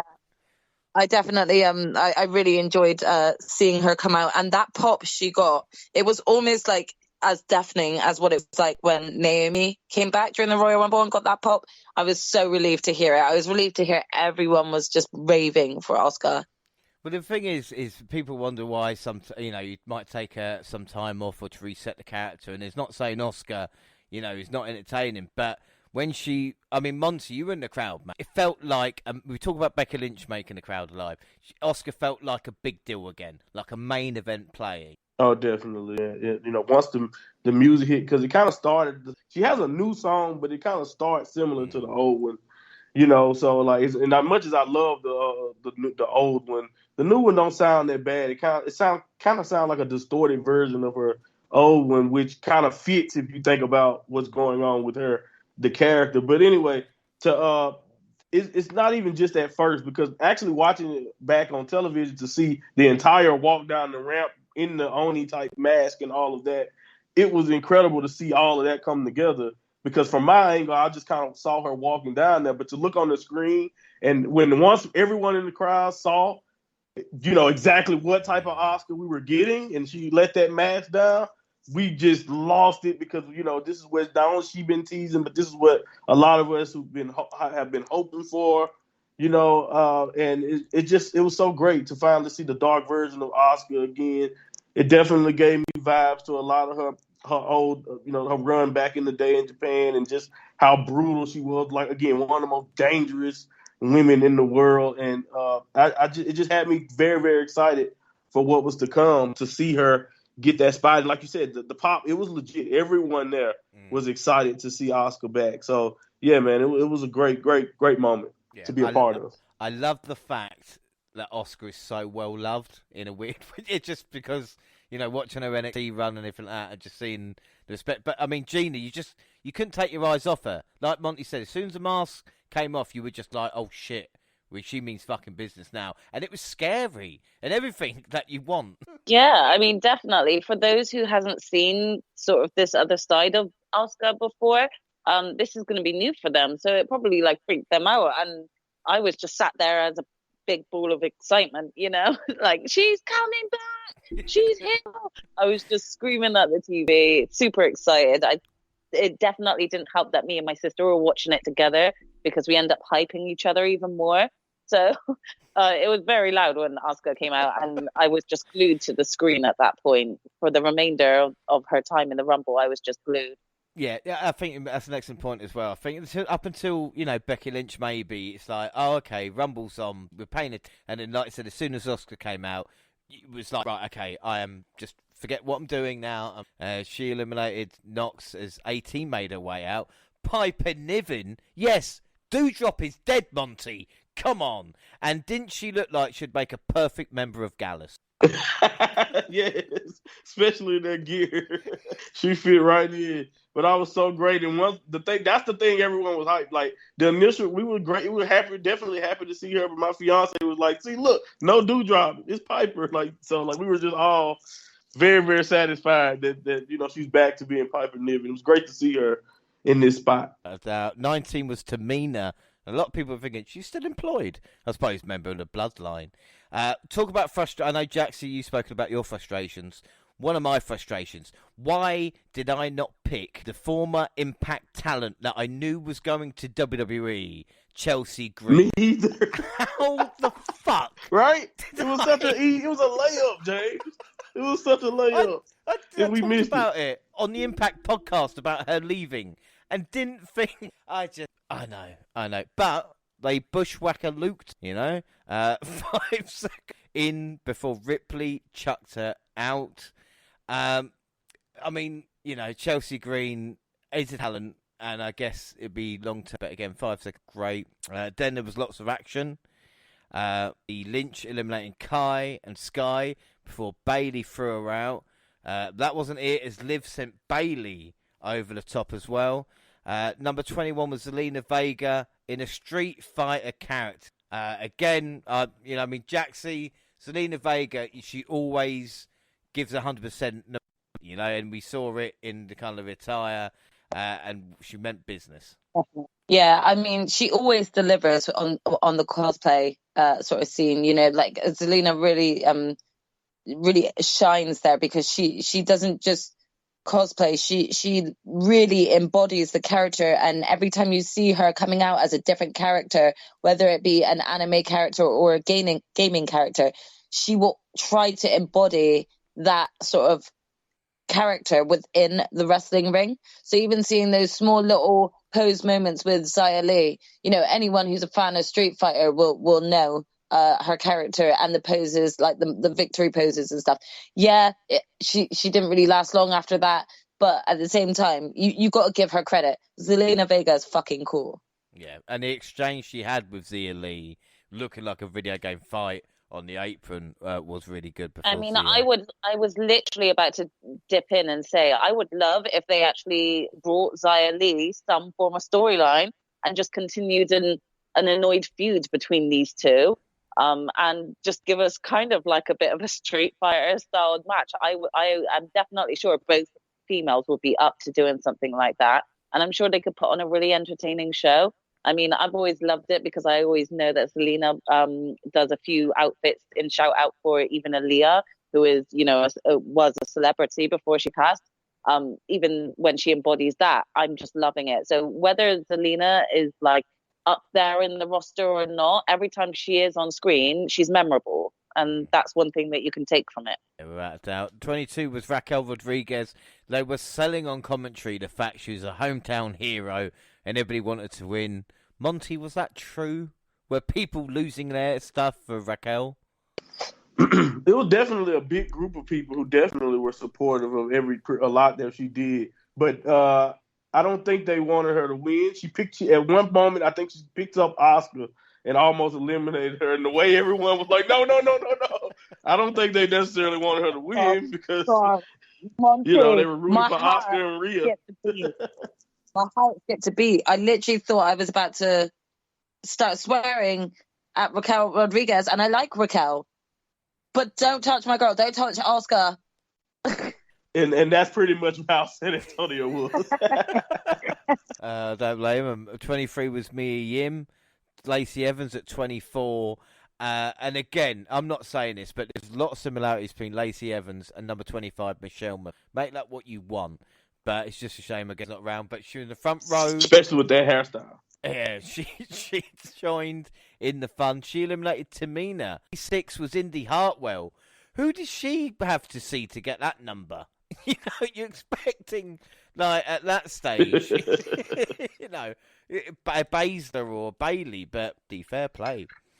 Sonya Deville was 27. She eliminated Zoe Stark, who had a very respectable 20. And Monty, I think Zoe did. Yeah, Zoe did well. I thought Rox might have done a little bit better, but obviously, at least Zoe got. I think they were protecting her. I think they were protecting Roxy for next week. This weekend now, I guess. Yeah. Well, we see Lacey Cobra Clutch, Zelina Vega out. Which number 28, Tank and all was shots, but into the match, Indy was sent packing by Sonya. Nikki Cross sprinting like a madman at 29. I will never get bored. Oh my god, her cardio. Was Nikki Cross the quickest to get to the ring? I was actually terrified she was going to fuck over and do a Titus. At one point, she looked like she stumbled. Nikki wanted to utilize every second she was in that ring. She was like, jet down that ramp so I can get as much time in that ring as possible. Right, well, the countdown was missed. What happened at number 30? Did people just not care? Or did they shoot too soon, Monty? I mean, it was a botch all the way around, man. the camera, like I saw the people sitting up in the crowd, but literally as the countdown was going to 10, 9, 8, right as we get to 8, it switches to Nia Jax's video and the music. So it's like they screwed that up altogether. I don't know why it happened like that. And then when I watched it back on TV, I was like, no, it was horrible on television too. What the hell happened? So I don't know what happened right there with the countdown, man. They just they just botched it, or maybe they were pressed for time. They told Nia just go. I don't know. Jaxie, did you have a shit-eating when Jax came out? I kind of did, to be honest. I mean, I think it was a delayed one because I was kind of watching, and I was still stumped by like when us getting like the countdown after Nia Jax's music had hit. So I'm still trying to work this out in my head. And then Gina just breaks up and goes, "Oh, you got a point for Nia Jax." And I was like, "Oh yeah," So I definitely took a beat to realize, "Oh yeah, I did make that callback." Because I was really just baffled. I was like, "How do you fuck up doing the countdown before you press play on Nia Jax's music? Like, who fucked that up?" I suppose she's not like most girls, so stuff like that might happen. Jax told them all to try and eliminate her, and they tried to, and the old push them away. It's a classic stuff. You see it every giant, Yep. And I tell you something, yep, every giant. every giant. And Ray Ripley, she might have been in there for an hour, but she wanted to fucking riptide Nia Jax as hard as she could. And she did all right, I suppose, and the whole ring eliminated Nia. And then I thought, there's 11 women left after the number 30. That's an awful lot. That might be a record. Yeah. Because that's insane, right? Because the whole point of the Rumble is waiting for the people to come out. Once that's done, it's just a battle royal. Exactly. You're taking the fun out. And you do all of that pining for number 30, and that's what happens. Exactly. You're just like, okay, we've got another 20 minutes now. But Raquel eliminated Lacey. Oscar sent DeVille packing. Ripley threw McCall over the top. Shotzi was eliminated by Mia Yim, who was then thrown out by Niven. But Piper's number was up as Raquel took her out. Ripley came to Gonzalez. So the final four were Ray Ripley, Nikki Cross, Oscar, and Liv Morgan. Liv eliminated Nikki. And then they got with Oscar there. 1 and 2 plus the awesome Oscar were the final three. All were on the apron as Liv got misted. As Monty says, Liv can't see. Ripley kicked Oscar. Rhea held on the ropes and managed to scissor Liv out. Your women's 2023 Royal Rumble winner is Rhea Ripley. We didn't mention it with Cody, actually. Epic Mania pose as well, and the fireworks got off. Monty, what did you think of Ripley winning? And like you said, seeing that WrestleMania pose. Like, it happens every year, but right, to watch the point at the sign and to get the fireworks and all of that in the moment. It was awesome, and also like I witnessed history, entering number one, and basically pulling a Shawn Michaels is the way I think of it, so to watch that, and to be there for that moment was definitely, great. I may have had high expectations maybe for surprises, but honestly, even with what we got, this was still another enjoyable Royal Rumble match, man. At that point I was conserving my voice, but we were all still ready for the ride, and it was still a good ride, man. And in some ways it was probably better than the men's Rumble, but I love that. I love both matches, and I thought Rhea's performance and the way they orchestrated that finish with Oscar and Liv, at the end, that was just beautifully done, man. It was. I don't know if I can think of a more well executed like Royal Rumble finish. When you think about the circumstances, with the, basically Rhea being in the skin of the cat position to actually pull the scissors, or the miss before that, or Liv Morgan's circumstances at the time, and the fact that she was about to make a version of history at number 2. You know what I'm saying? So another reason why it's like, why didn't you just let her be number 1? But whatever. This was I thought Rhea winning obviously was the right choice. And I thought the reason going into this is because not only did she seem like the strongest woman overall, she had an angle on either side. No matter out of the two champions currently, she had a good angle either way. And I thought that's the way you go with Rhea.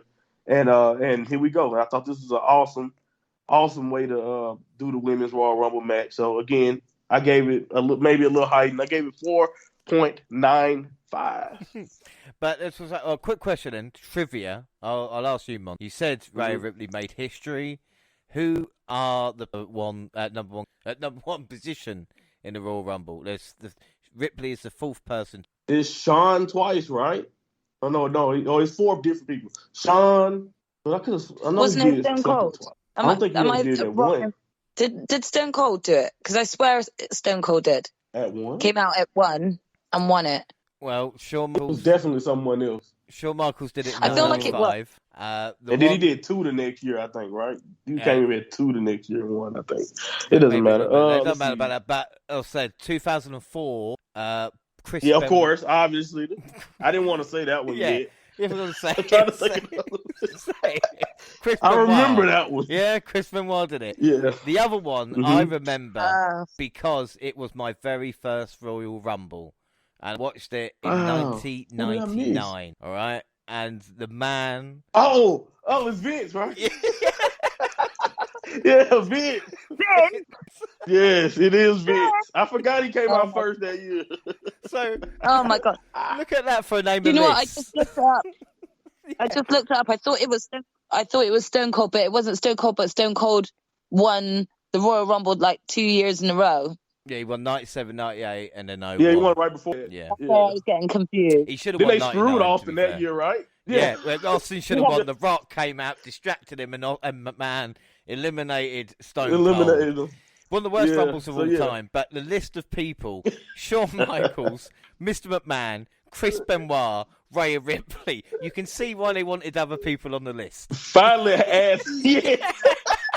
Because they can only say Shawn Michaels. So no, it's not others. Ripley did set Ripley did set a new record for longest time spent in a women's Rumble match at 1 hour, 1 minute and 8 seconds, breaking the record set by Bianca Belair at the 2021 Royal Rumble. So, Jaxie, what were your thoughts on the women's Rumble match then? Because it was all enjoyable. Yeah, I think I kind of think I actually enjoyed the women's slightly more than I enjoyed the men's.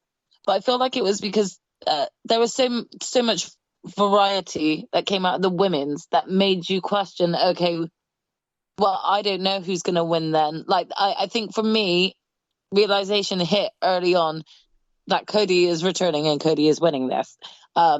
Whereas, you had a lot more, I think, a lot more questions getting involved, and you just also had like so much scope to think who could return. I enjoyed the whole of it. I gave the Women's Royal Rumble a 5. Gina, what were your thoughts? I mean, I gave it a 4.9. I think I was just a little bit bitter that I did shit in both Rumbles. So really, I'm just going to say you got 3 out of 3 with who eliminated the men's. No one's ever done. Oh, like that gives a shit when it comes to the actual end points, though. Come on. Well, no, I'm disappointed. I mean, you never know, because if you continue to like build up on your bonus points, you could end up becoming like the unsung hero at the end. It's true. Well, I'm hoping that goes. Why are you motivating her? Come on, man.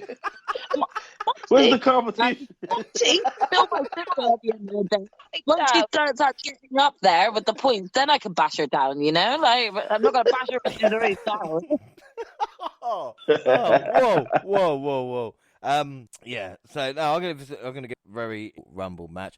My only issue, we know Pat came back, but sometimes it felt like all three were shouting up, and there was a couple of points they all shouted, and I think even Michael out loud. So again, there's a difference in working together as like a team and kind of jumping in over. Again, Corey and Pat probably haven't worked together, so that was probably partly. And Corey, predictions, we all went Ripley. There it means that Gina 3 points. Jaxie, Monty on 3. I am on 4. And bonus points. Well, we all went Liv for number 1, so we all get a point. I don't care if you send me emails if you want. Fuck you. Number 30. I went Baszler. Gina went Mickey James. Monty went Ronda. It was Nia Jax and Jaxie, so no points there. Final four was Cross, Oscar, Ripley, and Liv. Jaxie put Ronda, Ripley, Io, and Raquel, so got a point. Gina put Oscar, Rhea, Naomi, and Ronda. With Ripley, I put Ripley, Baszler, Gonzalez, and put Rhea, Becky, Baylor, 2 points. Santino, quickest. Monty went for Nymph. I went for Bailey. Jaxie went Natty. Gina went Emma. It was Chelsea. No point. Iron Man, longest. I went for Liv. Jaxie went Raquel. Monty went Bailey. No points. Gina went for Rhea.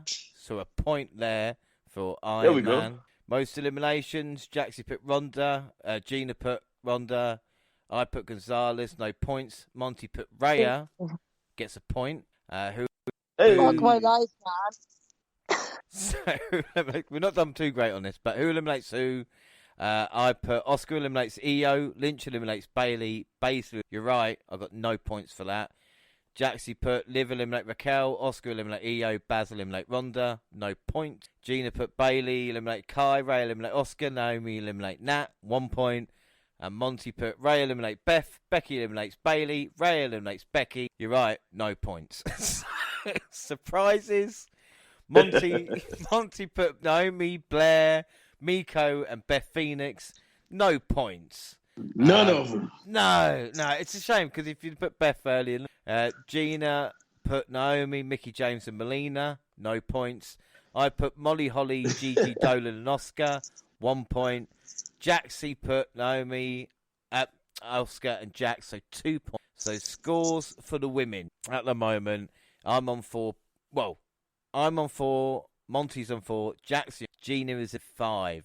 So it means the bonus point scores right now is and Gina, you can have a go at Jax. Jaxie's last on 8 points. All right, with bonus scores.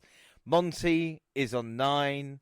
I am tied on 11 with Gina. So at the moment, Gina and I are up of bonus league. So Gina, you did the Rumble winning. You won the Rumble. See how everybody else.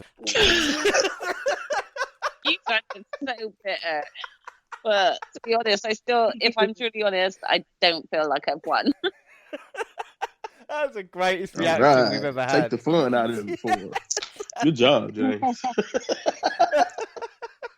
Well, after several video packages and a performance from Hardy, do you know what? When I saw Hardy at the Rumble, I thought, you're joking. Is that where Jeff is? But no, I'm sure that joke's been done 100 times.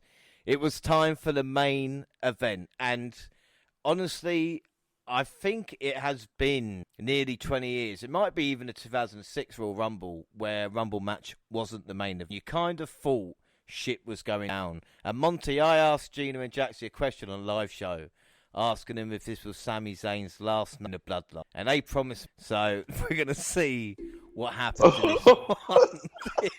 Sorry, Adam. Roman Reigns versus Kevin Owens. The third time they have met at Rumble, which I'm sure is a record somewhere as well. And I think they've met the Rumble, the duration.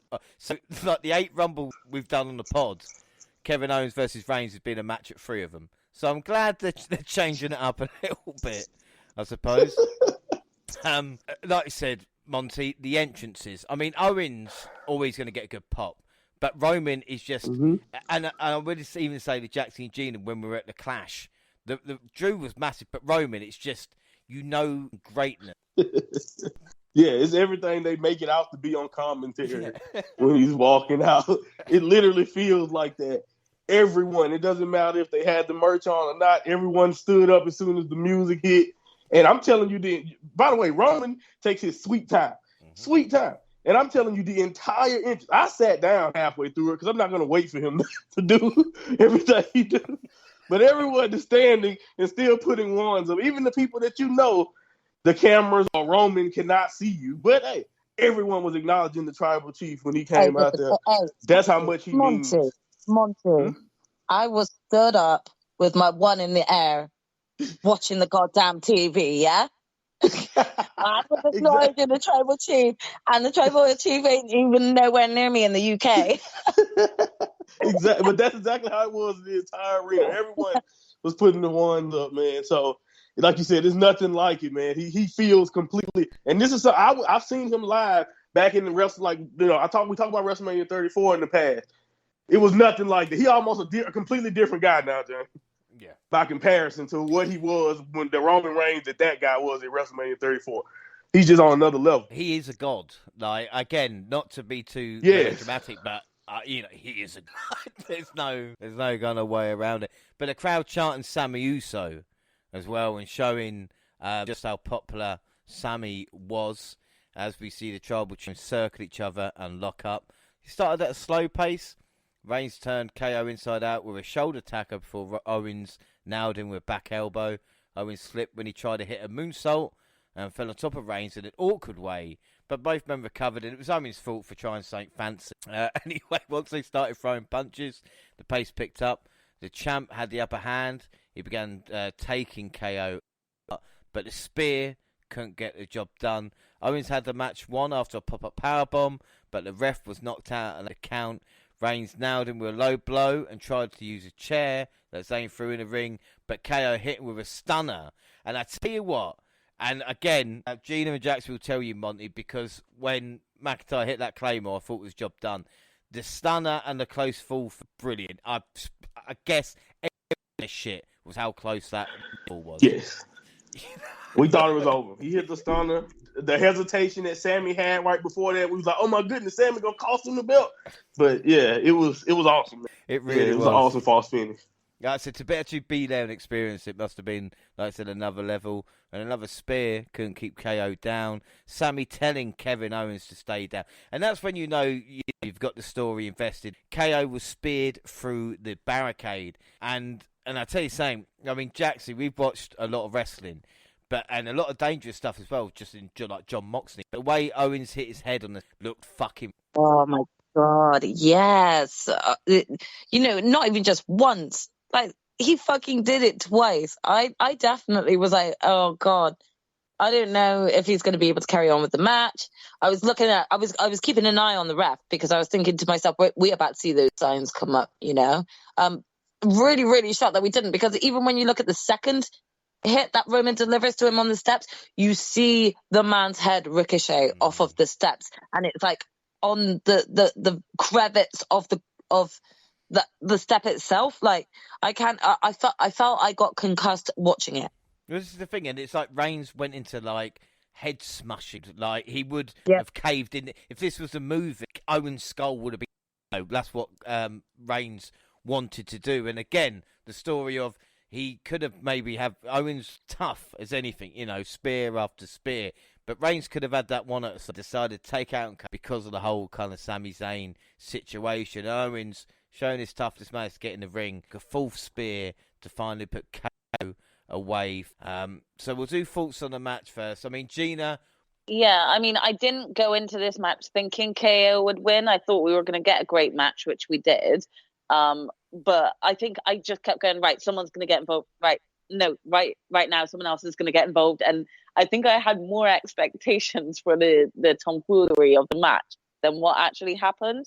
So, I was pleasantly surprised, though, because I really enjoyed it. They both gave, like, really good shots. And like you said, there was that near fall where it's like, shit, is he actually getting this? So I definitely enjoyed it. And again, I think by this point, me and my sister had drank quite a lot. And we literally just thought we were the Usos. So yeah, I was still happy with it. What would you score the match out of 5? Oh, I'm gonna give it a 5. This is Daddy Reigns. He'll beat me if he doesn't. Or maybe I should give it a low. Yeah, give it a 2. No, I'll give it a 5. I'll give it a 5. Yeah, you can come beat me, Daddy Reigns, for sure. But no, I'll give it a full 5. So, Jaxie, what would you score the match out of? Yeah, this is a 5 for me. It was a great match, and it just like my overall score also is a result of what we're about to discuss, which happens after the match. But like all together, all in all, in a sweet little package, a 5.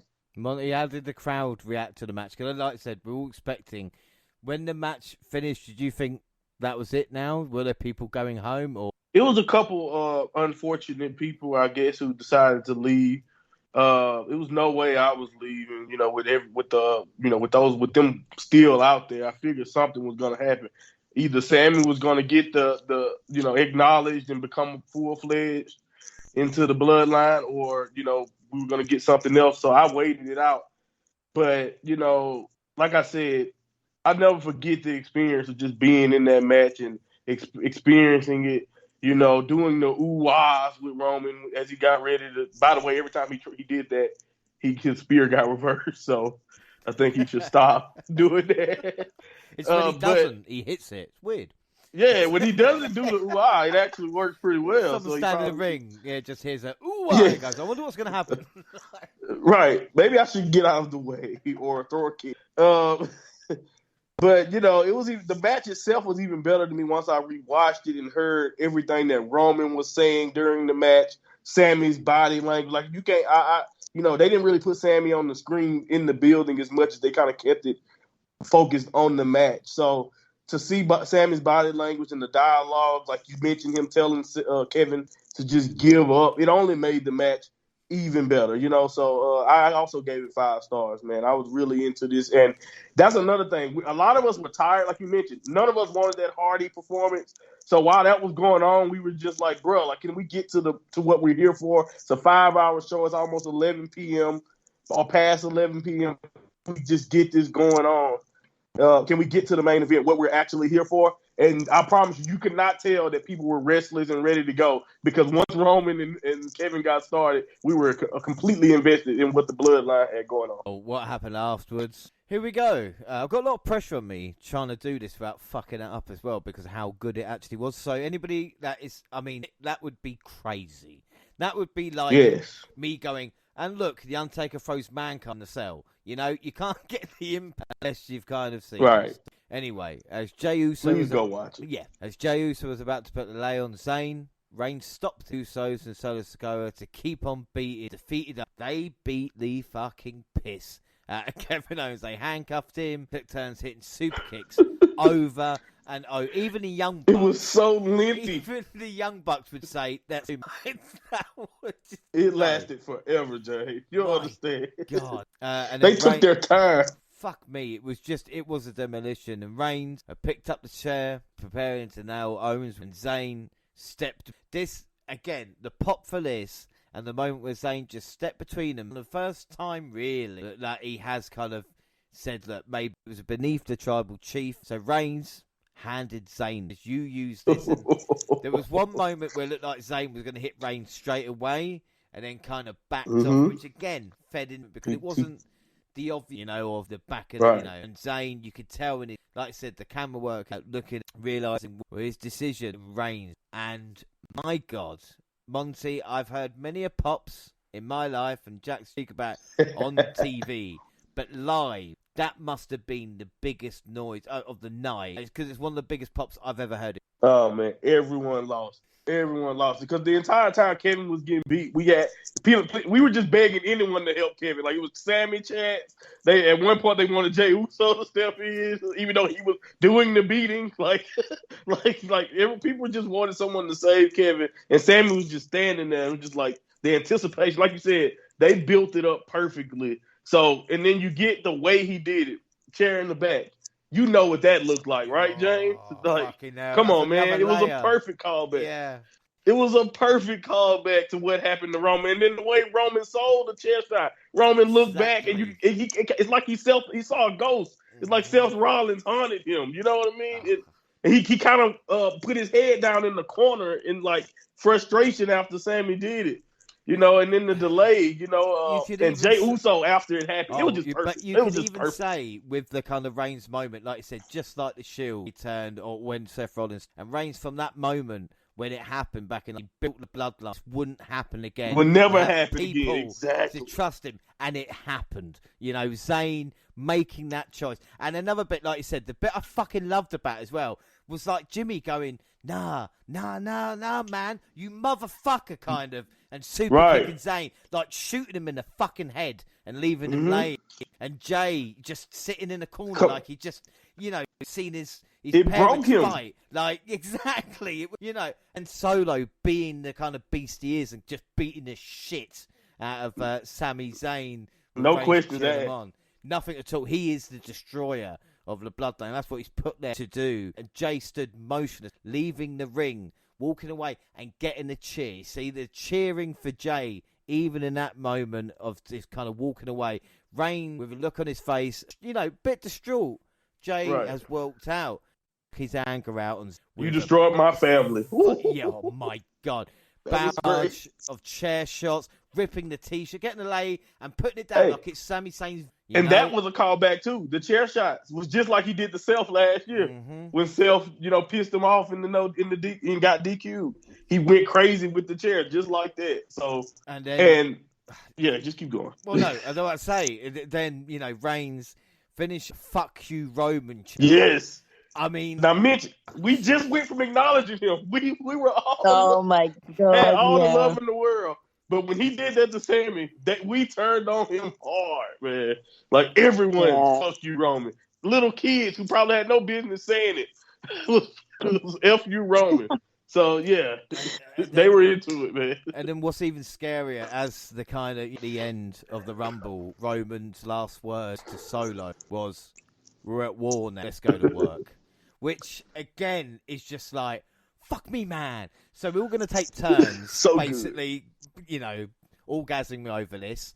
I mean, Monty, I know you were alive about something else, but Gina, first and foremost, we start with what were your this. Yeah, I wasn't ready. I mean, if you listened to the previous show, you would have heard my predictions for what was going to happen at this Rumble. So I was way off base, like super off base. I was really annoyed with myself, to be honest, because I was ice cold.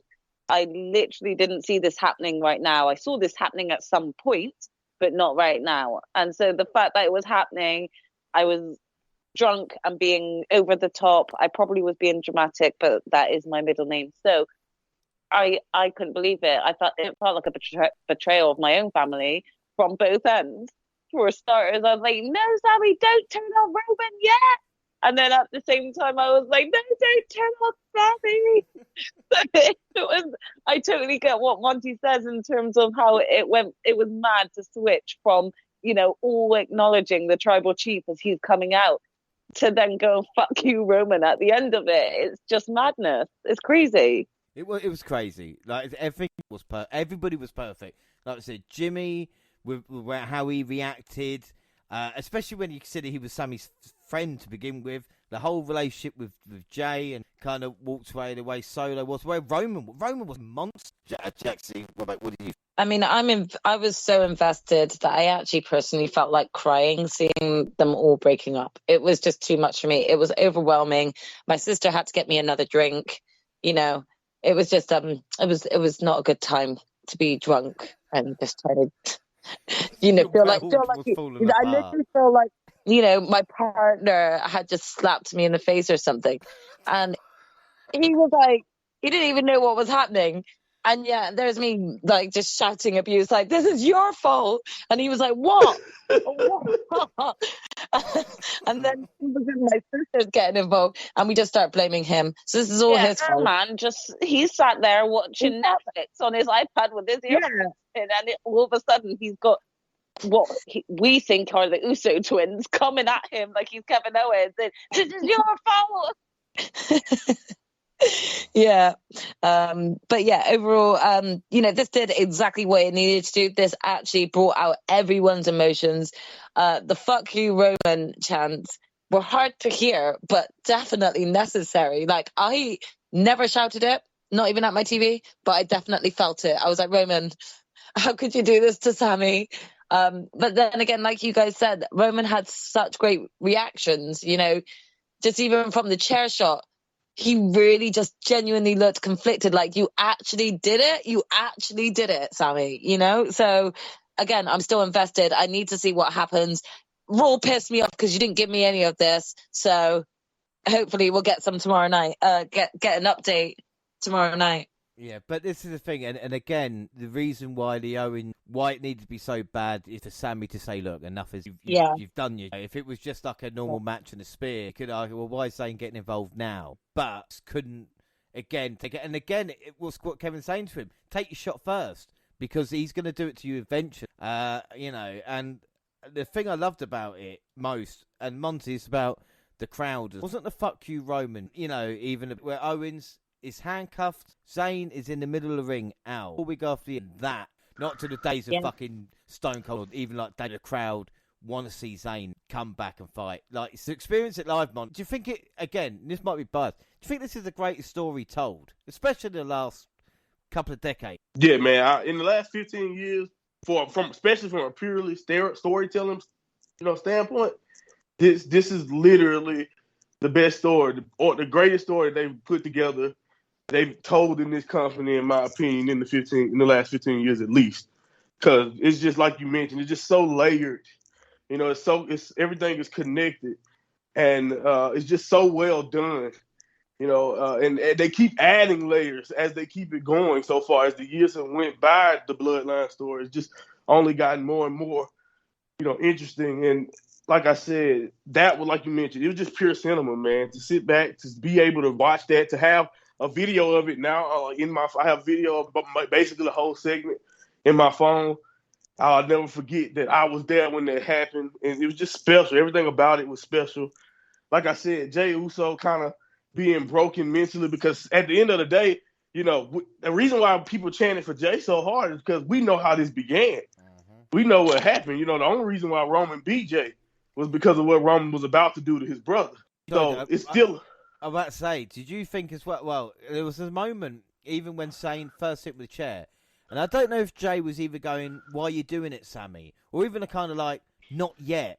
This wasn't the plan, in a fucked up way. Maybe he's like, what are you... Right. It's like, what are you doing? And I think the more he realized that Sammy had the guts to do kind of what he haven't had the guts to do as the right-hand man, it kind of struck him, because he actually grew to respect Sammy. Like, it took longer for Sammy to get that respect, but he actually respected him. While at the same time, it looks like the other brother's friendship was a little bit, phony, because like we said, handshakes and all of that. And yeah, he looked a little agonized at first, but he also was very frustrated with his brother for not jumping on Sammy. Also, he said, that's he like your brother? No, I'm your brother. We your brothers, basically. So the fact that you get that from someone like Jimmy, who was very, very friendly to Sammy the entire time, it just show you how cold-blooded, pun intended, the bloodline can be. This is the same. And like you mentioned, Roman looked very, very, he just looked. Oh, yeah. He looked like a freaking menace. Like, that's the reason why he got that chant, because of, just like you said, just how cold he seemed to be. Like, from that stair spot on, we were all worried about Kevin. Like, a hush came over the crowd when the stair spot happened. So when you think about how long Kevin continued to get beat, and we had to watch Sammy sit through that. Like, we were kind of with Sammy, experiencing all that traumatic stuff that was happening to Kevin. And this is the thing, and even with somebody, Jimmy, he proved that he might have liked that the bloodline come first. And the question about Jey, this is, like I said, either going back of Roman being there. I mean, why couldn't Jey? I'm sure it will lead to kind of as well. Mm-hmm. It might be predictable in certain ways when it happen. But again, if they do Zayn and Reigns in Montreal, it is That's what it sounded like. Oh my goodness! Whoa, what a special event! And not just because Monty was there live. But I mean, we all enjoyed it. Even if you weren't, we'd be saying how great it was. And we're going to talk about it now anyway. But we do final predictions first, because we went Roman at 5 up. So we end the WWE Pay-Per-View League. Gina on 3, Monty and Jaxie on 4. I get 5 out of 5, gentlemen. Yes, a perfect, which means bonus point. So it means WWE Prediction League, I'm 1-0 up. Bonus League, Jaxie on 8, Monty on 9, is on 11, and I am on 12. Next points are for NXT Vengeance. Should we do predictions for Battle in the Valley? Yeah, I mean, other than, because I don't even know who's Okada defending his belt is, and it's coming up. So, yeah, I don't suggest doing that one. No. We'll do NXT, and we'll do overall. Jaxie, first up, the Royal Rumble 2023. What is your who's your MVP of the night? My MVP of the night was Gunther. He was brilliant from beginning to end. So yeah, he's my MVP. Gina, what about you? Ditto, Gunther. Yeah, Monty. Yeah, man, he set the biggest tone. Left one of the biggest impressions of the night. Probably one of the biggest performances I've ever seen. Because this is first, or at least his second Royal Rumble. I think he may be injured before, but still, this is a big deal for me. We've all gone Gunther there. Match was all main event. So rating out of 10 then. Gina, what was your rating of the 2020? Oh, this is hard because I'm bitter because of some of the choices I made, but I also am bitter because the in-between matches were just not premium live event worthy matches in my eyes. So overall, I'm going to give it an 8. And I think that's just deducting a point for the 2 matches in between. Jaxie, what about you? I mean, yeah, I enjoyed these these Royal Rumble matches over the Royal Rumble matches from 2022. So I'm actually going to give it an 8 3/4. I think it would have been higher had maybe my predictions come true. But I felt a little bit deflated after seeing not many returns that I expected. So, yeah, we'll see what comes up in Elimination Chamber. Well, I think I would say for an event that was 4 hours and 20, it did fly by. And yes, like I said, some of the matches, well, the 2 matches, Bray, the women's title match, but based off the enjoyment of the 2 Rumble in event, I think this was a cracking show. So, Monty, I know you've probably gone really high with this. So, you give me yours first, right? And then I'll try and back it up, so to speak. So, what have you rated? Yeah, you're 100. Yeah, you're 100% right. I'm definitely high. And some of the most fun I ever had, man. Like I said, I recommend. I know it may not be possible, but if anyone can get a chance to go to a Royal Rumble, I don't care the year, do it. I just so happen to go this year and experience, seeing very, very special moments. And just like I said, no one does moments, and I know Triple H love to say no one does spectacle. Maybe that's what here we go word for word. No one does spectacle like WWE, but no one does spectacle. Hey, that's right. Oh yeah, you're right. I missed the grunt.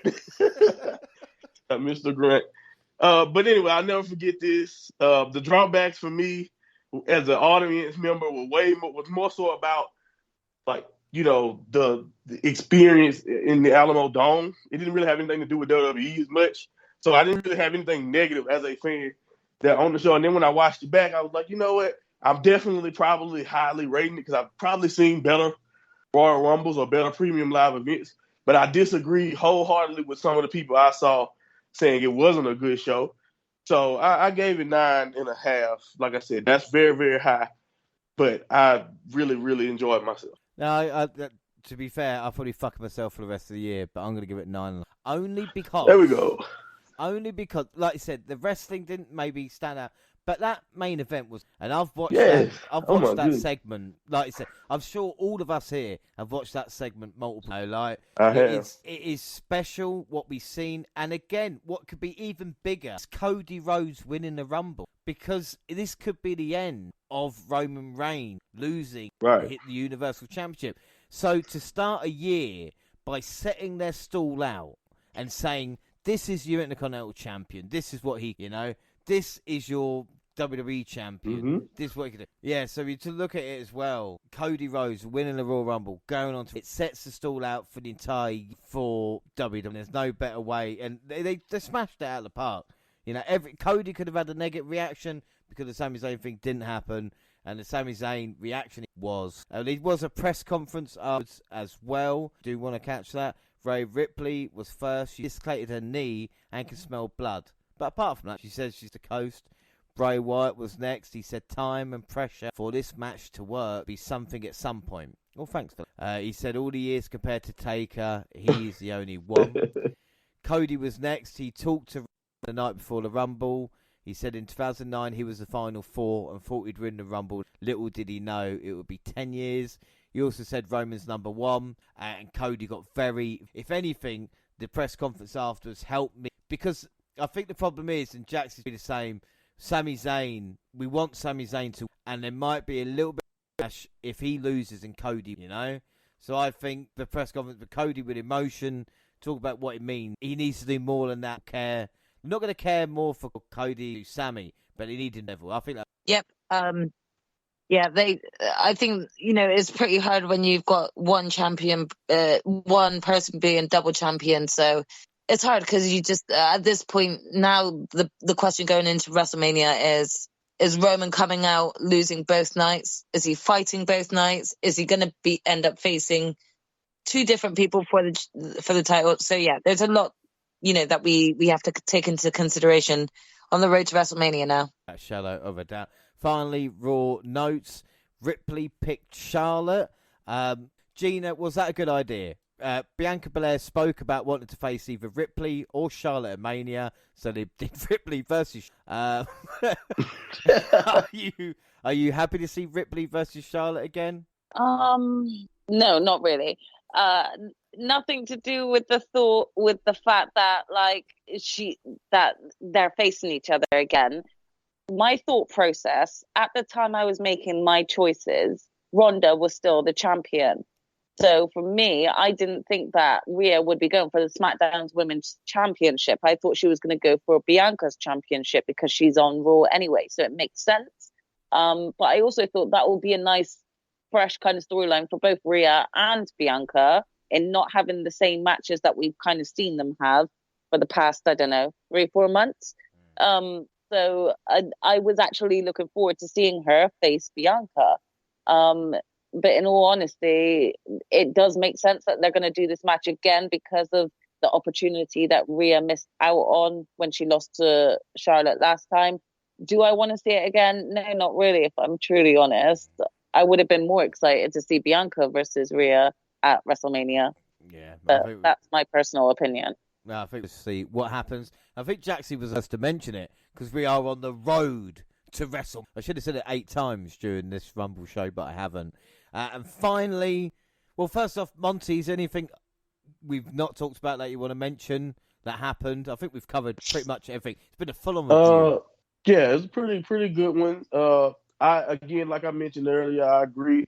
I definitely would have liked Bianca and Rhea, but I think maybe they're looking at it like Rhea and Bianca is going to be our faces of our divisions going forward. So we're going to do that. It just may not be right now, but definitely I would have wanted it. But also another thing I want to mention is I like what Cody did on Raw, making it a kind of like a bloodline reference of making it about his family, and then what we know what Roman is and how much family means to him. So I do like that connection. It was a connection that I didn't think about before his promo. So you can, and by the way, I want to give him this. Raw is so much better when Cody's around, man. It just felt different, I guess.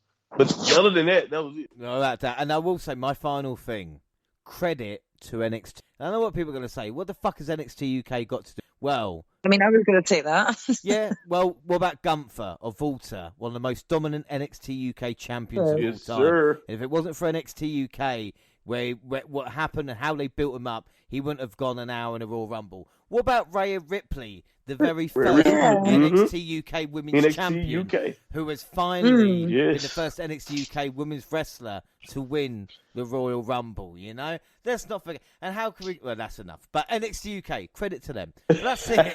I just want to say that. Don't forget, we're across all social media. Twitter at WNR Podcast, I'm at WNR JR. You can find the entire WNR team on the Twitter banner. Monty, where can people find you, listen to you, see your photos and videos from the Royal Rumble? Oh, yeah, you want to check some of the video out that I posted. You want to check out some of my content, you go to @MindMontyPod on Twitter. And like I said, I'm going to probably be doing another review where I just kind of give you a more in-depth review of the entire trip, my entire time in San Antonio for the Royal Rumble. So check that out on my newest podcast when it drops. Keep tabs on my Twitter, and you will be updated when it's ready. Hello, without Jaxie, where can people find and follow you? I'm across both Instagram and Twitter at Jaxie Scarlett. And Gina?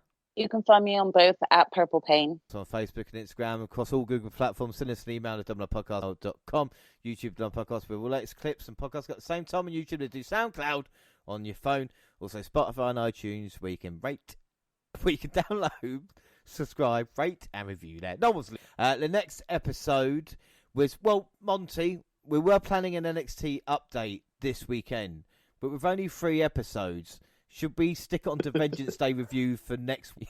Save us doing Right. 2. Yeah, I fair. would prefer it that way.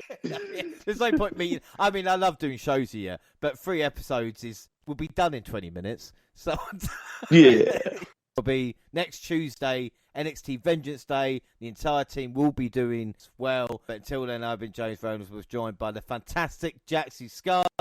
Jaxie, I'm sorry it didn't work out with bonus points, but the year is still young.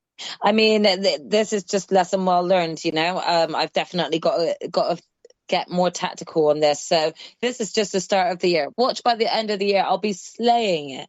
That's what I'm saying, yeah. And also the mind of Monty. And again, thanks for joining us and telling us your side of the story. Because like you said, sometimes, and I don't think you have tonight, when you go to, you can romance it. Thank you.